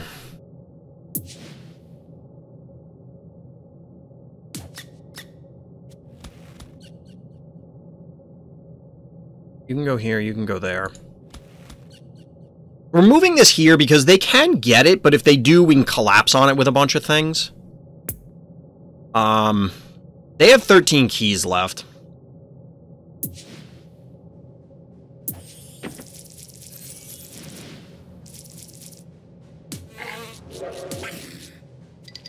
The cat's standing on this point just so that way they can't walk onto it. Because it would just make our lives difficult. The Spider means they have to back off. If they commit with anything, we're just going to yank it and then kill it. Ms. Moffat's, that's how you get the alligator? Yep. Yeah, we had the same idea, I guess. I was talking about trying to get it online earlier, and we probably should have, but, you know. It is what it is. The Stairmaster looks like it's positioning to take this point up north, which I guess is fine. I feel as though we had a strong open on this map. Like, we were doing well in the beginning, and we've kind of lost a lot of steam.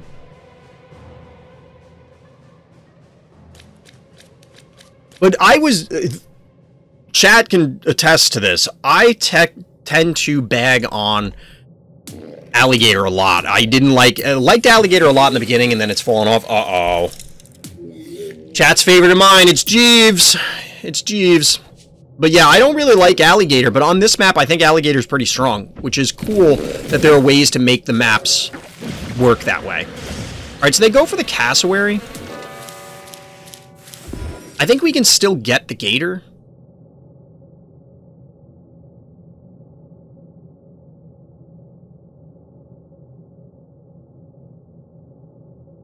Yeah, I think they're realizing that... I mean, we can get the Gator as long as it... If it stays in range of the Moffat, we're gonna kill it. I think. Yeah, it's good old Jeeves.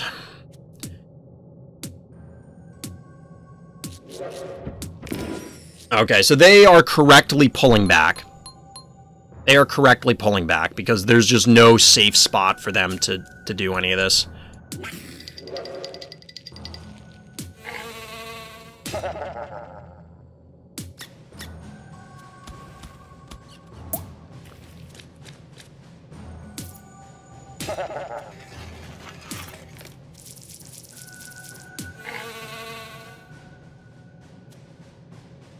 So the question is, do we go... I mean, we can't right now, but I'm tempted to not go Hevo, kind of split this. We have enough things that could be healed that, like, a Clinico isn't horrendous here. I don't think this is going to come down to heart damage. I think this is going to come down to us punching Phobies. Phobies are going to be punched. They're going to have to back off here unless they want to really invade, which I don't think they want to. We are going to have to back off here. Part of me wants to get a Flopsy so that way we can try and reclaim some of these points, but maybe just going big is better. I'm not sure. Show them your Hevo 3.0. I mean, it does counter it to a degree, but we have to... Is he undead or monster? He's undead. Jeeves is undead. I don't know how we would get fire under our guy, though. Like, I don't think you can target the frozen Phobie.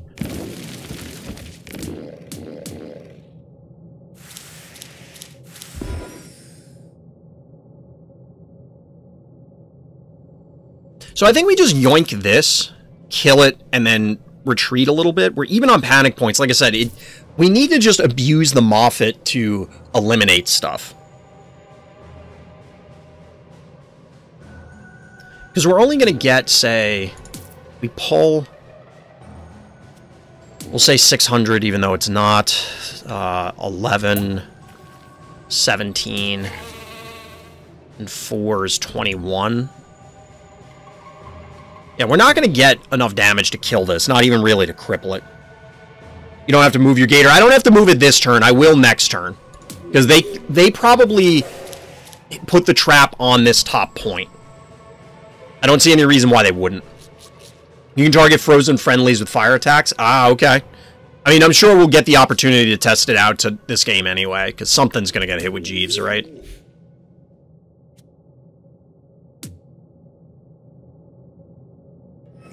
But does it take the full attack damage?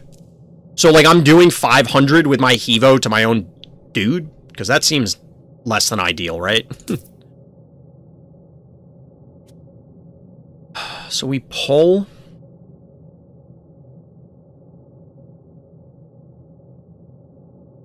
I don't think the pull is worth it here. Just the fire damage? Interesting. Okay, okay. I wasn't aware of that. I mean, we're going to find out, like I said, so that this is interesting.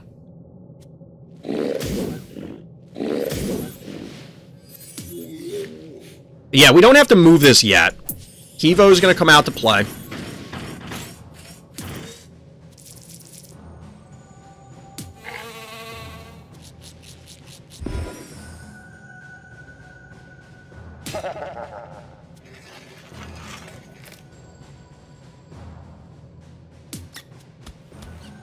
So we can reposition a lot of this to invade if we want. Like I said, the trap is probably here.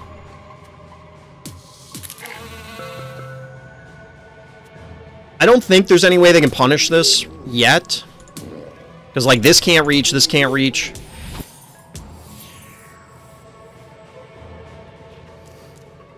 So we're even on panic points for now. Our opponent needs to make something happen. But since our gator is bigger and it's sitting on the healing spot, like, it's going to be a challenge for them to get through. Miss Moffat needs to get out. They can't threaten, like, they can't even touch Miss Moffat this turn. Close to death? I mean, I guess, hypothetically. So we know there's a trap. Jeeves was here, so it could be 1-2, 1-2. It's got to be on the point. Like, there's no reason for it to be anywhere but the point. The Jin Sting? I mean, yeah, we get hit for a lot, but now we kill it. For free, basically. I don't think they really want to do that. But now we can pull the Jeeves and hit it a bunch.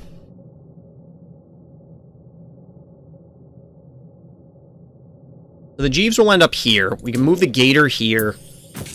Move this on, trigger the trap. So there's an erratic. Not very surprising.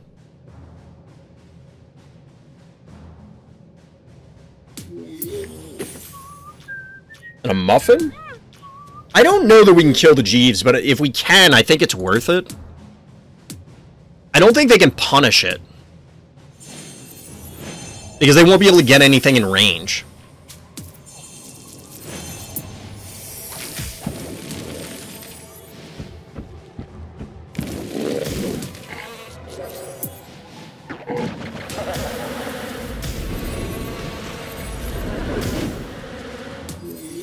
Ah, that's not enough.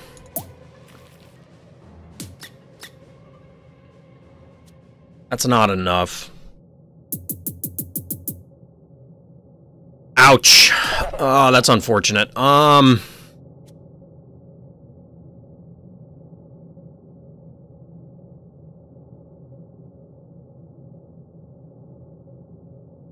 if we go, like, we know the trap is here. Like, the trap is 100% there.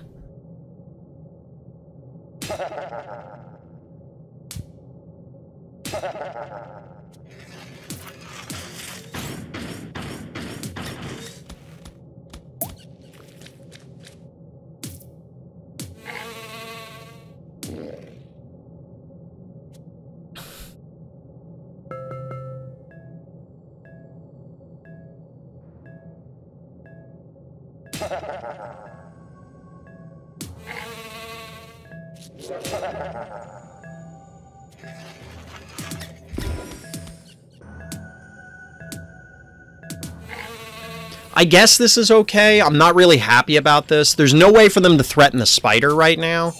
You know, we've already gone through that scenario. The trap should be on... Yeah, they could trap this turn. Which means there's probably a trap here.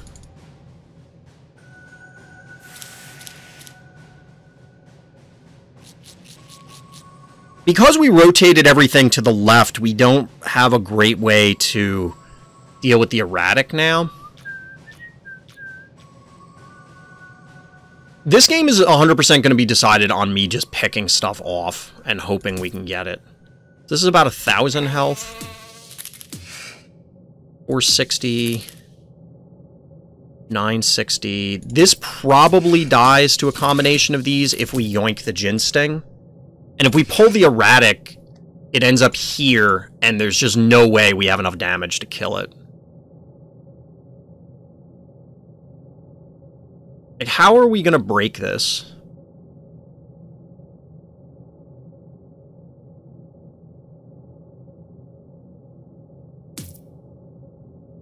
It's 1020.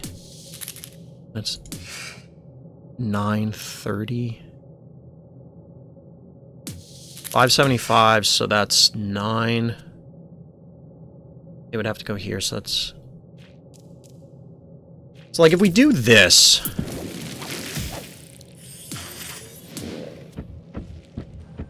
Oh, no, we can't do that.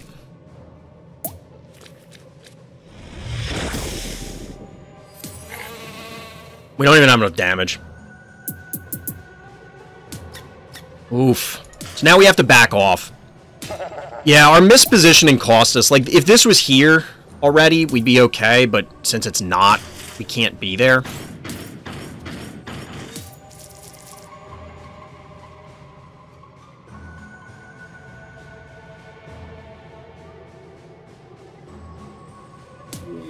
So the trap probably, like I said, they had to have placed a trap here. I can't imagine they did anything else.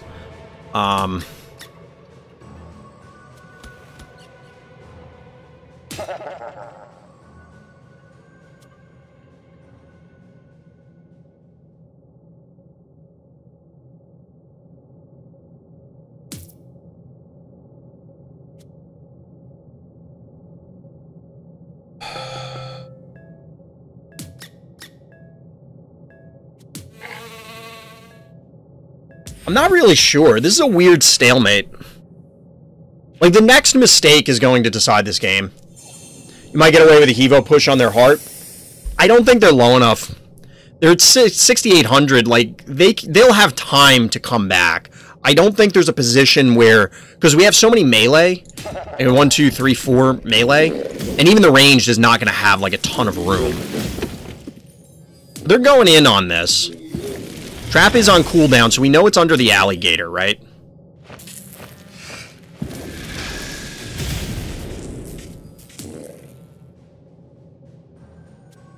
Yeah, you're not killing this thing, so I don't know what that gets you. I don't know that we can do anything. Like, they could invade there, and it doesn't...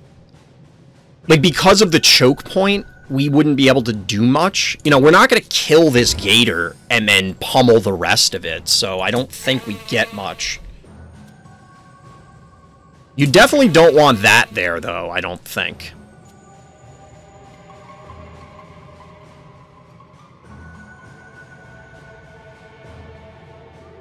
Because we could yoink that safely.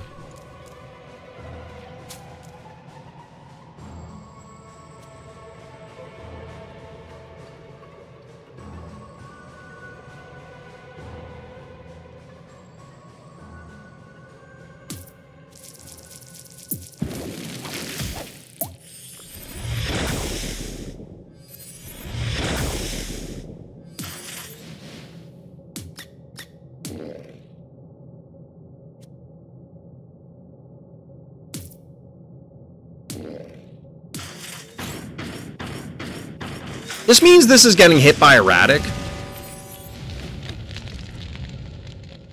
But the spider should not die. We're going to take 470 plus 575, so 9, 10, 40, 45, 10, 45. Actually, this is just enough, I think. Then the erratic's here. I think we lose the spider to this. God damn.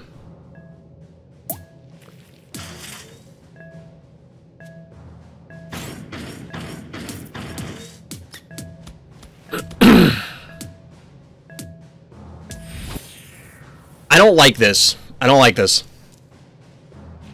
Little hydrate action. I think we need to, like... We gotta rotate to the south here and make something happen. Otherwise, we're just standing here doing nothing all day forever. Now, they have a heal. We don't. So damage on this Hevo is very much permanent. And, like, if we try and cap this bottom point with the Hevo... Yeah, so they're getting the same idea up here. Maybe we should have left the Hevo in position and then let the gator tank one of the traps.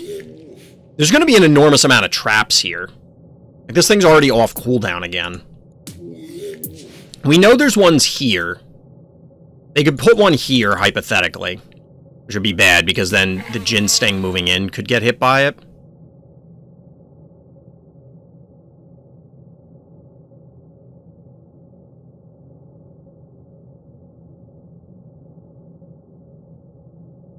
I can't believe we have this Miss Moffat and we can't yoink anything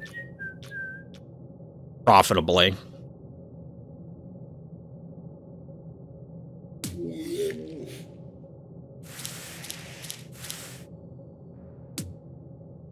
Maybe they put a trap on the lava tile? I highly doubt that. That can't possibly be good for them, right? So what happens if we did this? Like, this would get frozen.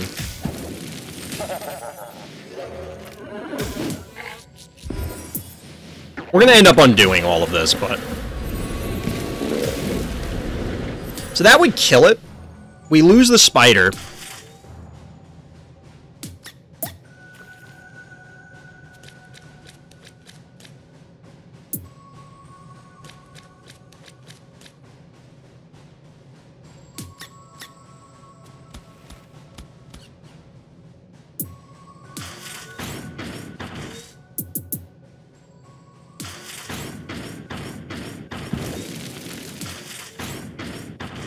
I don't know that this is worth doing, truthfully.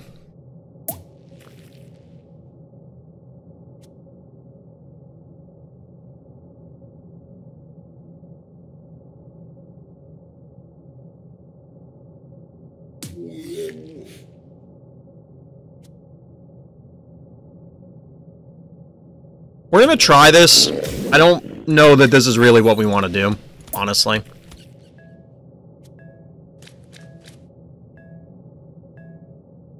The spider's gonna get frozen and is gonna die. Like, I don't know that this trade is worth it. Yeah, so the Eternal Night got frozen. We were kind of expecting that. We know there's still a trap still on the point. But they have to invade here in order to try and get the spider. Here's one.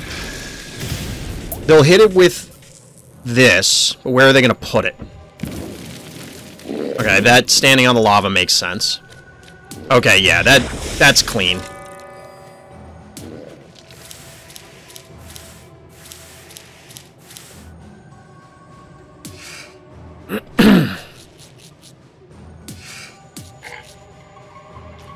So moving that Ginsting north is questionable to me, because we're going to get the ability to soften up this erratic, which is kind of what I care about at this stage.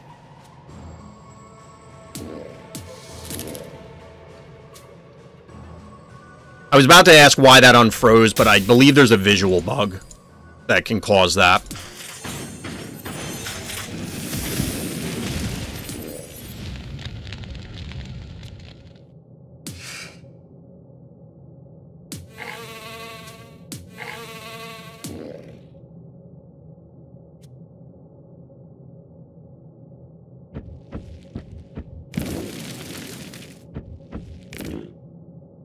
The boy's stuck in time. It's true.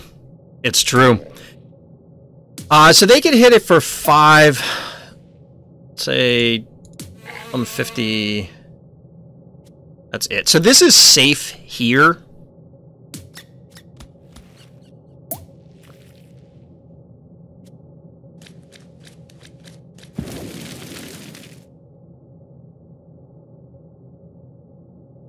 This gives us the option to take this point. Maybe we should...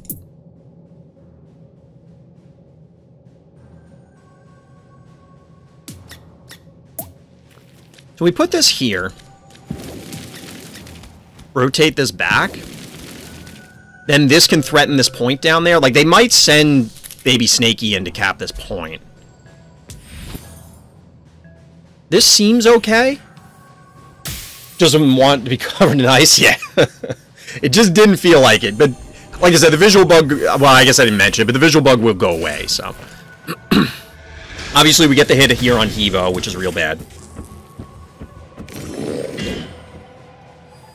They shouldn't be able to kill it, but the pressure on it is significant.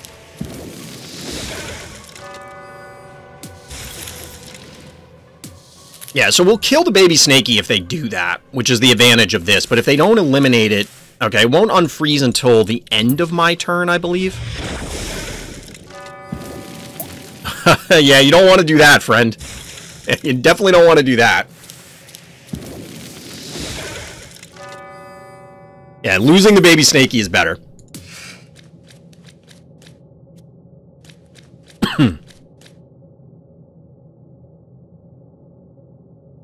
Panic point covered in mud. Visual bug needs to be patched. Honestly, I don't see mud that frequently, so I don't know what that one is.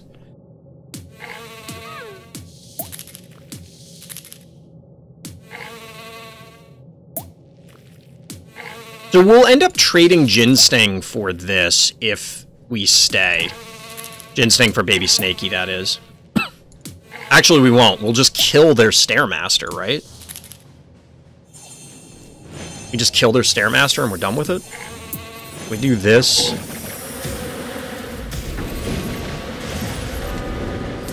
Like, I mean, yes, you could probably kill our Ginsting, but we'll take that, I guess.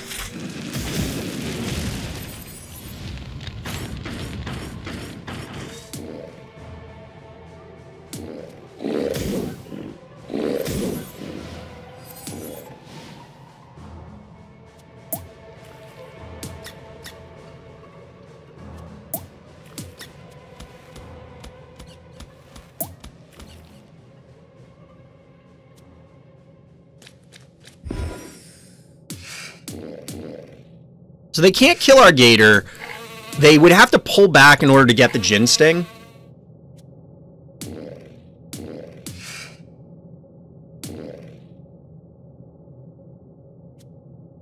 So if we hit this for another 4, it'd be like another 1,000. We're like 500 damage short because we don't have the surface area to kill it.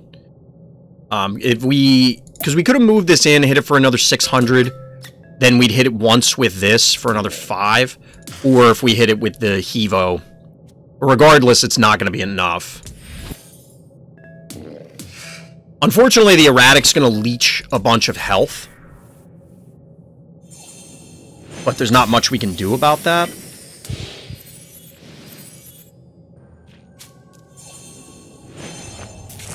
Alright, so they're going after the Ginsting. I think that's fair. The Muffin's going to recap the top point, and then we're back to even again.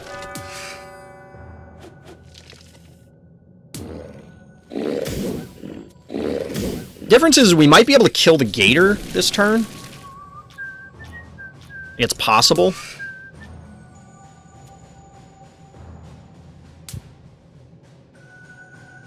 The forces have suddenly thinned out exceptionally. But yeah, we have to kill these two, and then, I mean, obviously, if we kill their 2 best Phobies, I'll feel better, but this has been a very long game. It'll be at about 2,200 because the fire and the healing spa. How many turns is this game? 50? It might be. Like, that, it doesn't sound too out there.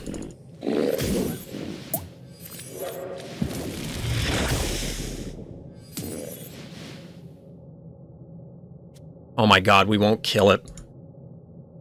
We won't kill this. Oh god, that's real bad. I thought we had that. Okay. So then what do we do?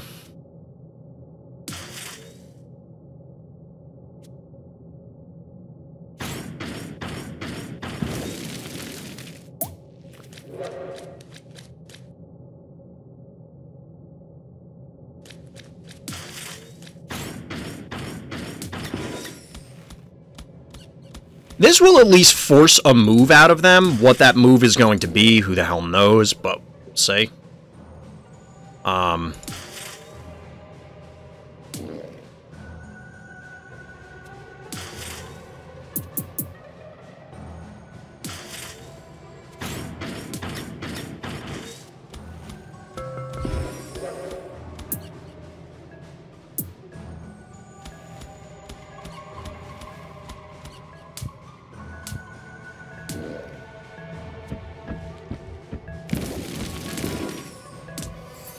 This gives them the panic points, but I kind of want to get them to rotate. They might just cycle like this onto this panic point. We can't punish it.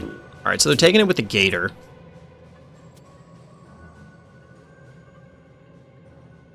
Like, I'm specifically trying to do this. It's probably a bad idea, but...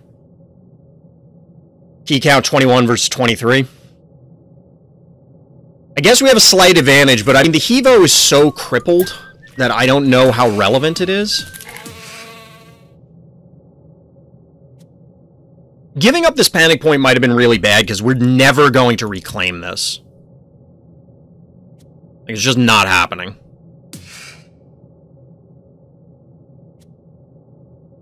But I didn't want to leave the Gator there to get hit by Erratic so that it leached more life. If we can eliminate the Erratic, I feel kind of okay. Because we can kill off these things relatively easily and then just kind of avoid the gator. Alright, so the erratic goes here.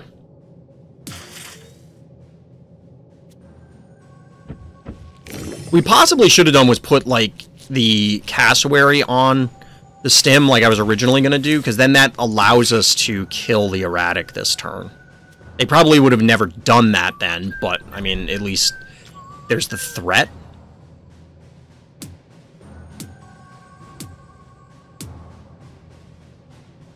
So I don't think we've ever tripped the, or activated the trap on this panic point. We hit the one where Ginsting was and the one up here.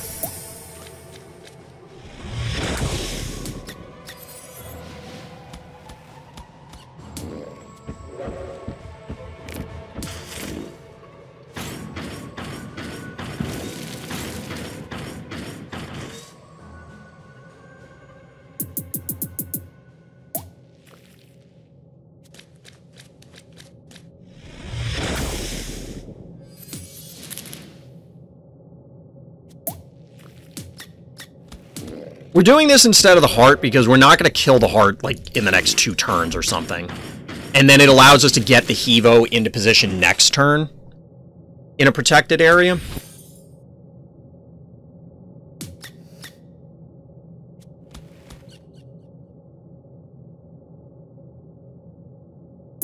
Nah, we don't want that. Alright, we'll do this. You might be able to kill erratic. I don't think we could from where we were, because we only had about 1,000 damage.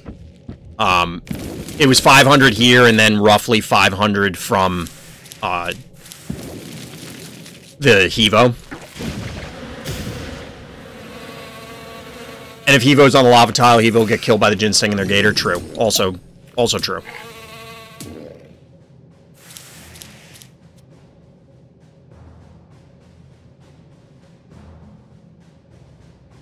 So we can't have anything in the turn where the gator is, because then the Hevo's gonna get zapped. If they move the Hevo up now, we kill it. I don't think they'll do that, but... Or we should. Yeah, we'll be able to kill it, because these 3 will be able to do it in. And we'll even get the baby Snakey out of the deal. In fact, we might be able to kill it now. But again, we might not be able to protect it from everything. But we might. I don't know.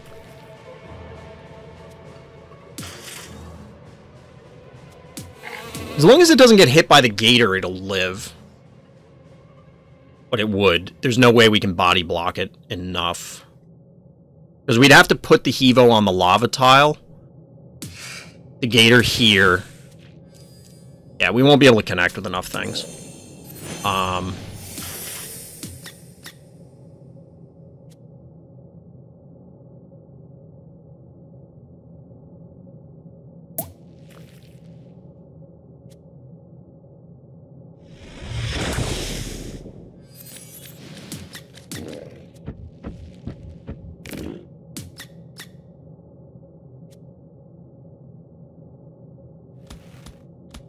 So if we put this here,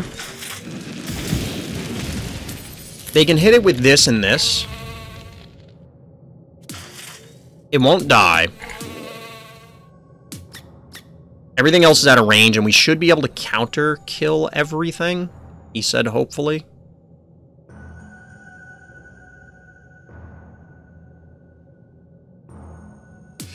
We're playing with fire here, no pun intended this time.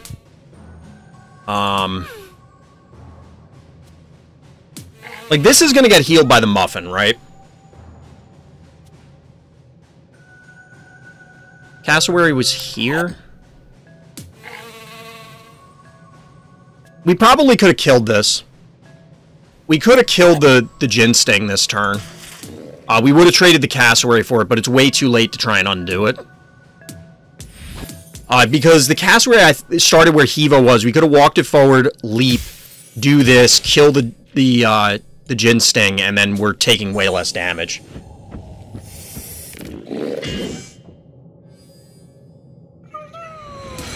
So there's the heal, as expected.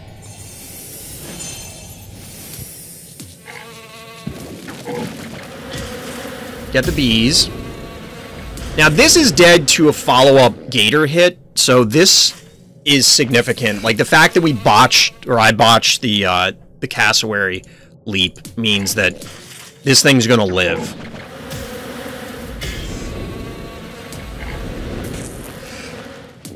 Or not live, rather. It's gonna die. Actually, they just gave us a window because they didn't put the baby Snakey in range to hit it, so we can go where the gator is and we can body block.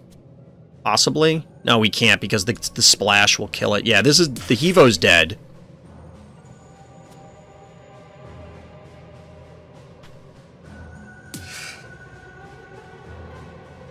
This is an epic battle and needs a lot of big brain movement.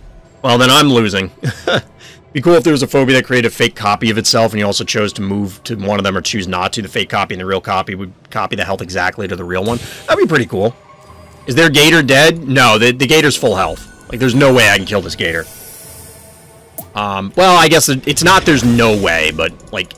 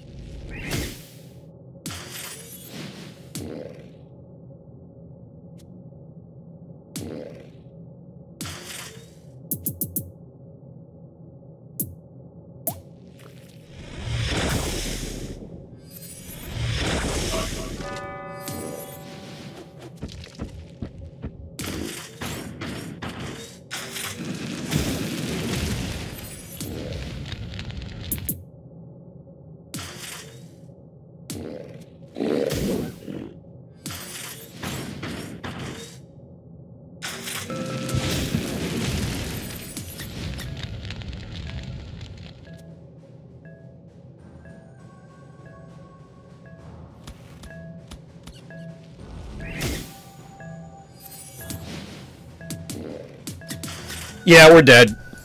We're dead, chat. So we could have got the gator, but then we lose the Hevo, and they still have Ginseng and Erratic. But if we don't do this, then we're dead anyway. Like, I don't think it matters. Oh, it survived the splash. I thought it was dead. This was our only hope. I guess we could have... we couldn't have gotten the gator to the spot where the cassowary was. How am I dead? Because I thought they were going to kill the Hevo. I thought they were going to kill the Hevo. So we might be in this, chat. We might be okay.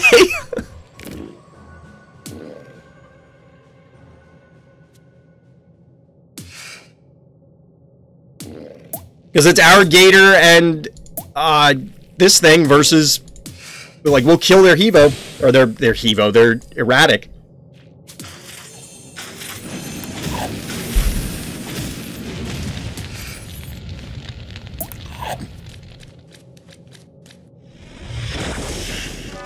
Wait, how much health does this have? Okay, yeah, we're just killing it.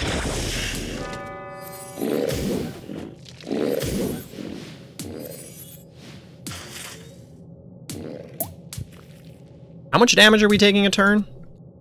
Like, we should be able to race the panic points, I think. Oh, the puppy's having a dream. The Evo lives!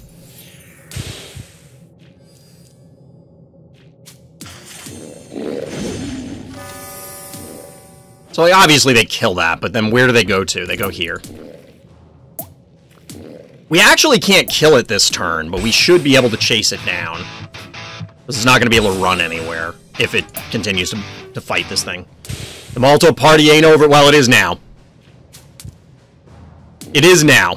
It is, in fact, over now.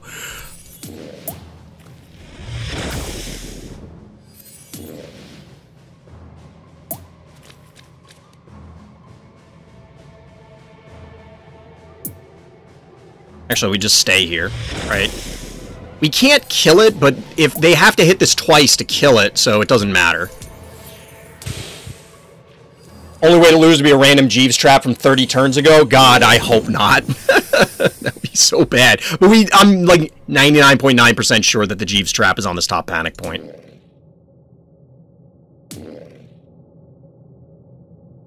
That was a long game, you're telling me. That was a very long game. This was a good game to get on stream. Sometimes these games happen off stream and it's like, oh, that sucks. Yeah, you can't run away far enough. Thankfully. Otherwise, I'd be super annoyed. This game was 666 turns.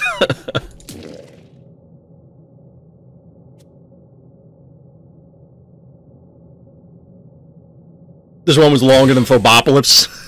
It probably was. GG, friend. Whew. I completely and 100% believed in you the entire time. That makes one of us crazy. That makes one of us. We got him, boys. We did. We actually broke 3,100. Broke 30. Well, we didn't break it. We got 3,100. Yeah, get a little chomp action for that one.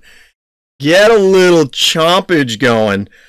Where's my starting MMR thing? So we'll update this. We are obviously not getting another game in tonight, chat.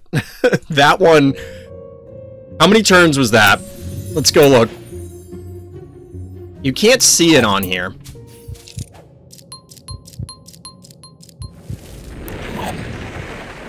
$43 turns. You know, I honestly thought that was going to be north of 50. I honestly thought that was going to be north of 50. Excuse me. I'm confident, like, I think it might be worth doing a breakdown of that game, but not tonight. Not tonight. It is way too long. Alright, you know what? I do want to do one more. Yeah, 43. Oh, can you see it on this screen? Oh, yeah, it says it right here. Duh. I forgot. I forgot. Alright, I do want to do one more breakdown. We're going to do the Mosca game. Which, maybe we shouldn't, because this one seems like it's also going to be long. But I wanted to do one more before we called it a stream. That must have really drained you so much thinking, dude. I was so tired to begin with.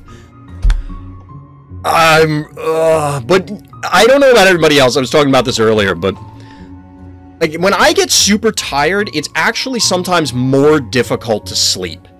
It depends on the kind of tired.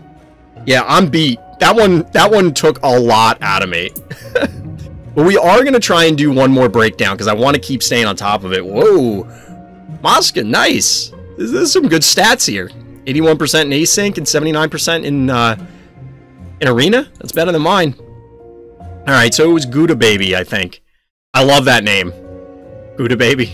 That's awesome. I'm also out of water, chat. So we're expending every resource we have. But we're gonna do this breakdown. Still managed to win that game, despite my best efforts. We tried to throw super hard, chat. Alright. Here we go. We're jumping into another viewer game breakdown after we just had a marathon game, and it's the end of the stream, so I'm super beat. Apologies in advance. But if you want to get a breakdown done for one of your own games, hit up the Random Slots Discord, !Discord in our live stream over on Twitch, RTChompGG, or it'll be in the video description. But let's jump into this game on Crypto. So we have the bad guy going first in the blue trunks, Gouda Baby. Starting off with the Gravedigger opener, and our hero here in the orange trunks, Mosca. So we do have the Gravedigger opening, as mentioned.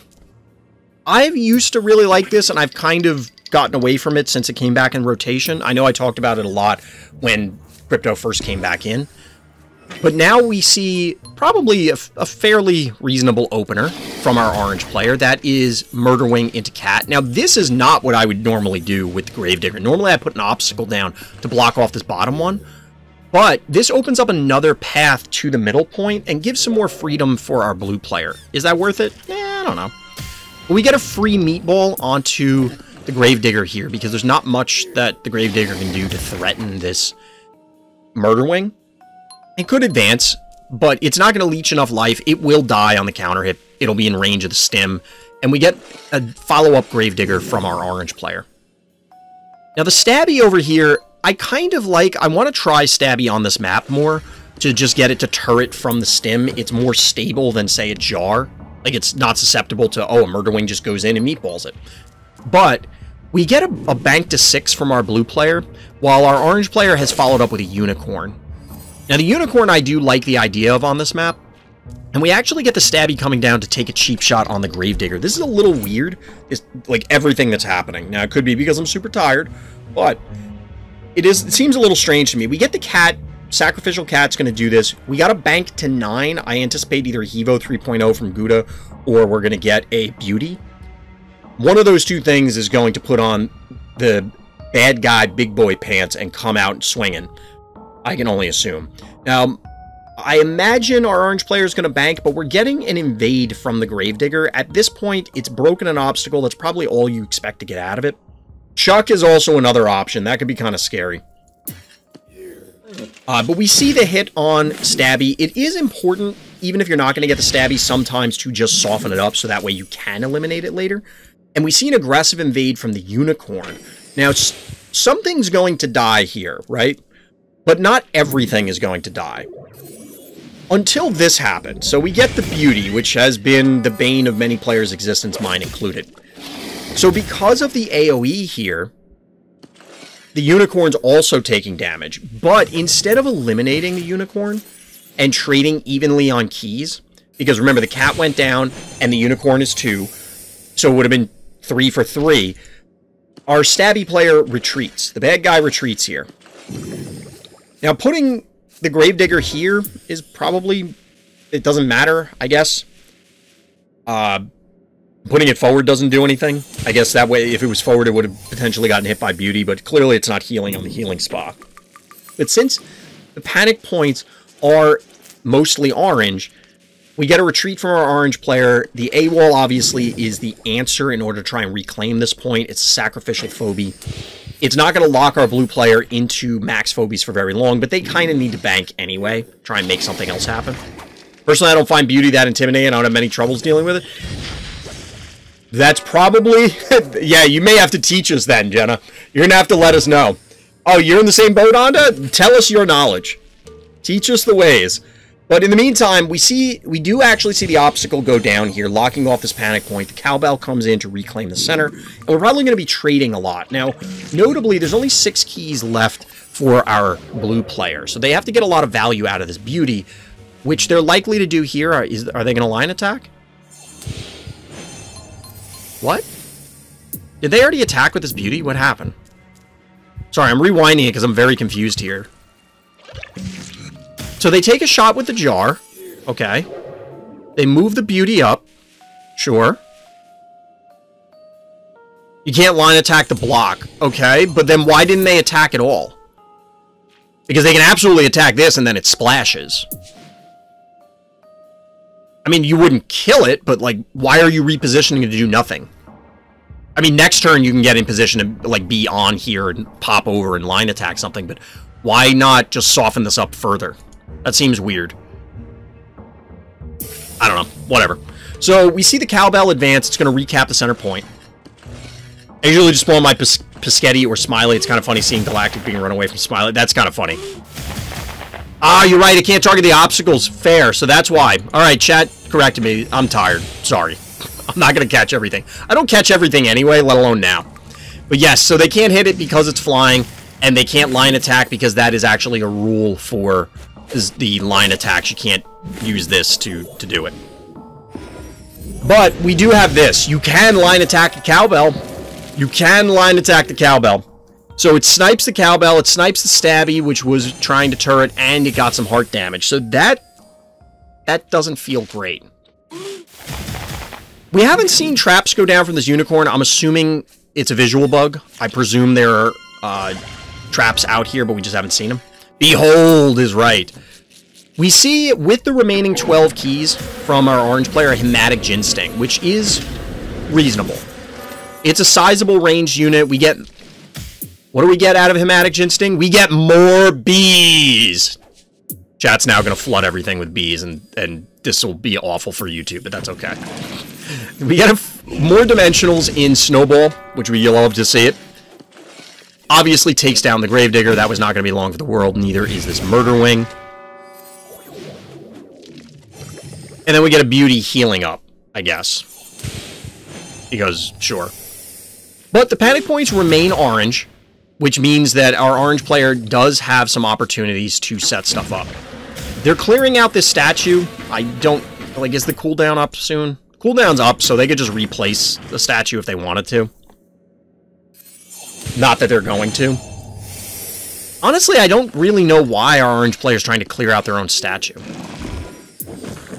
Seems a little strange. But we get a Thunder Rocks. I was going to say Thunderstruck for a second. Shout out to all my AC/DC fans. But we get a Thunder Rocks to counter this Hevo, which is a pretty solid Phobie at this stage.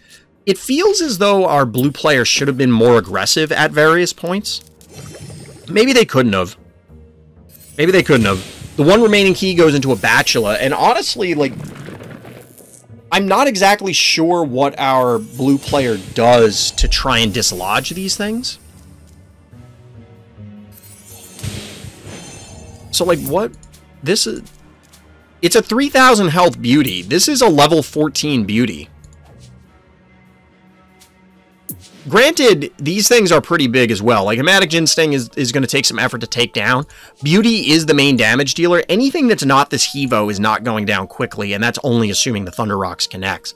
But I think you have to, at this stage, like, send in the Thunder Rocks or the Snowball. You have to do something, obviously.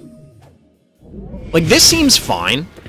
You know, you can tank a couple hits. I don't know why this didn't move up further, though. Like, this probably should be here, because if the Hevo wants to come out to fight in order to take it down, then you'll have more hits on it. Clinico is an Among Us character with a doctor suit, I guess. We get a little repositioning from our orange player, playing it appropriately defensively.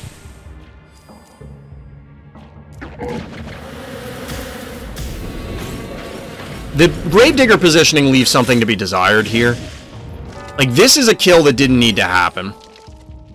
Granted, I don't know where else it could have gone, but it did not need to be there to just die. Like, it did nothing. At least take the point. Our blue player is absolutely trying to hunt down this Hevo, but I just don't think it's going to happen. Like, this Thunder Rocks just dies, right?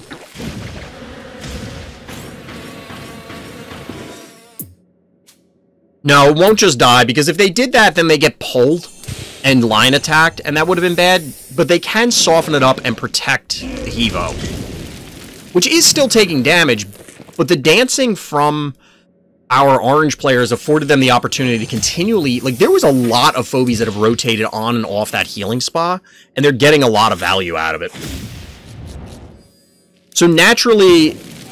The Snowball is going to go down. Bachelor actually finishes it off, reclaiming the point, which is important because now our blue player is really up against it. Now, they can do another line attack here. And they're down to 2,600 health. They have a few turns. This isn't absolute panic mode at this point. It will be soon. But yeah, we get the zap here for 1,000.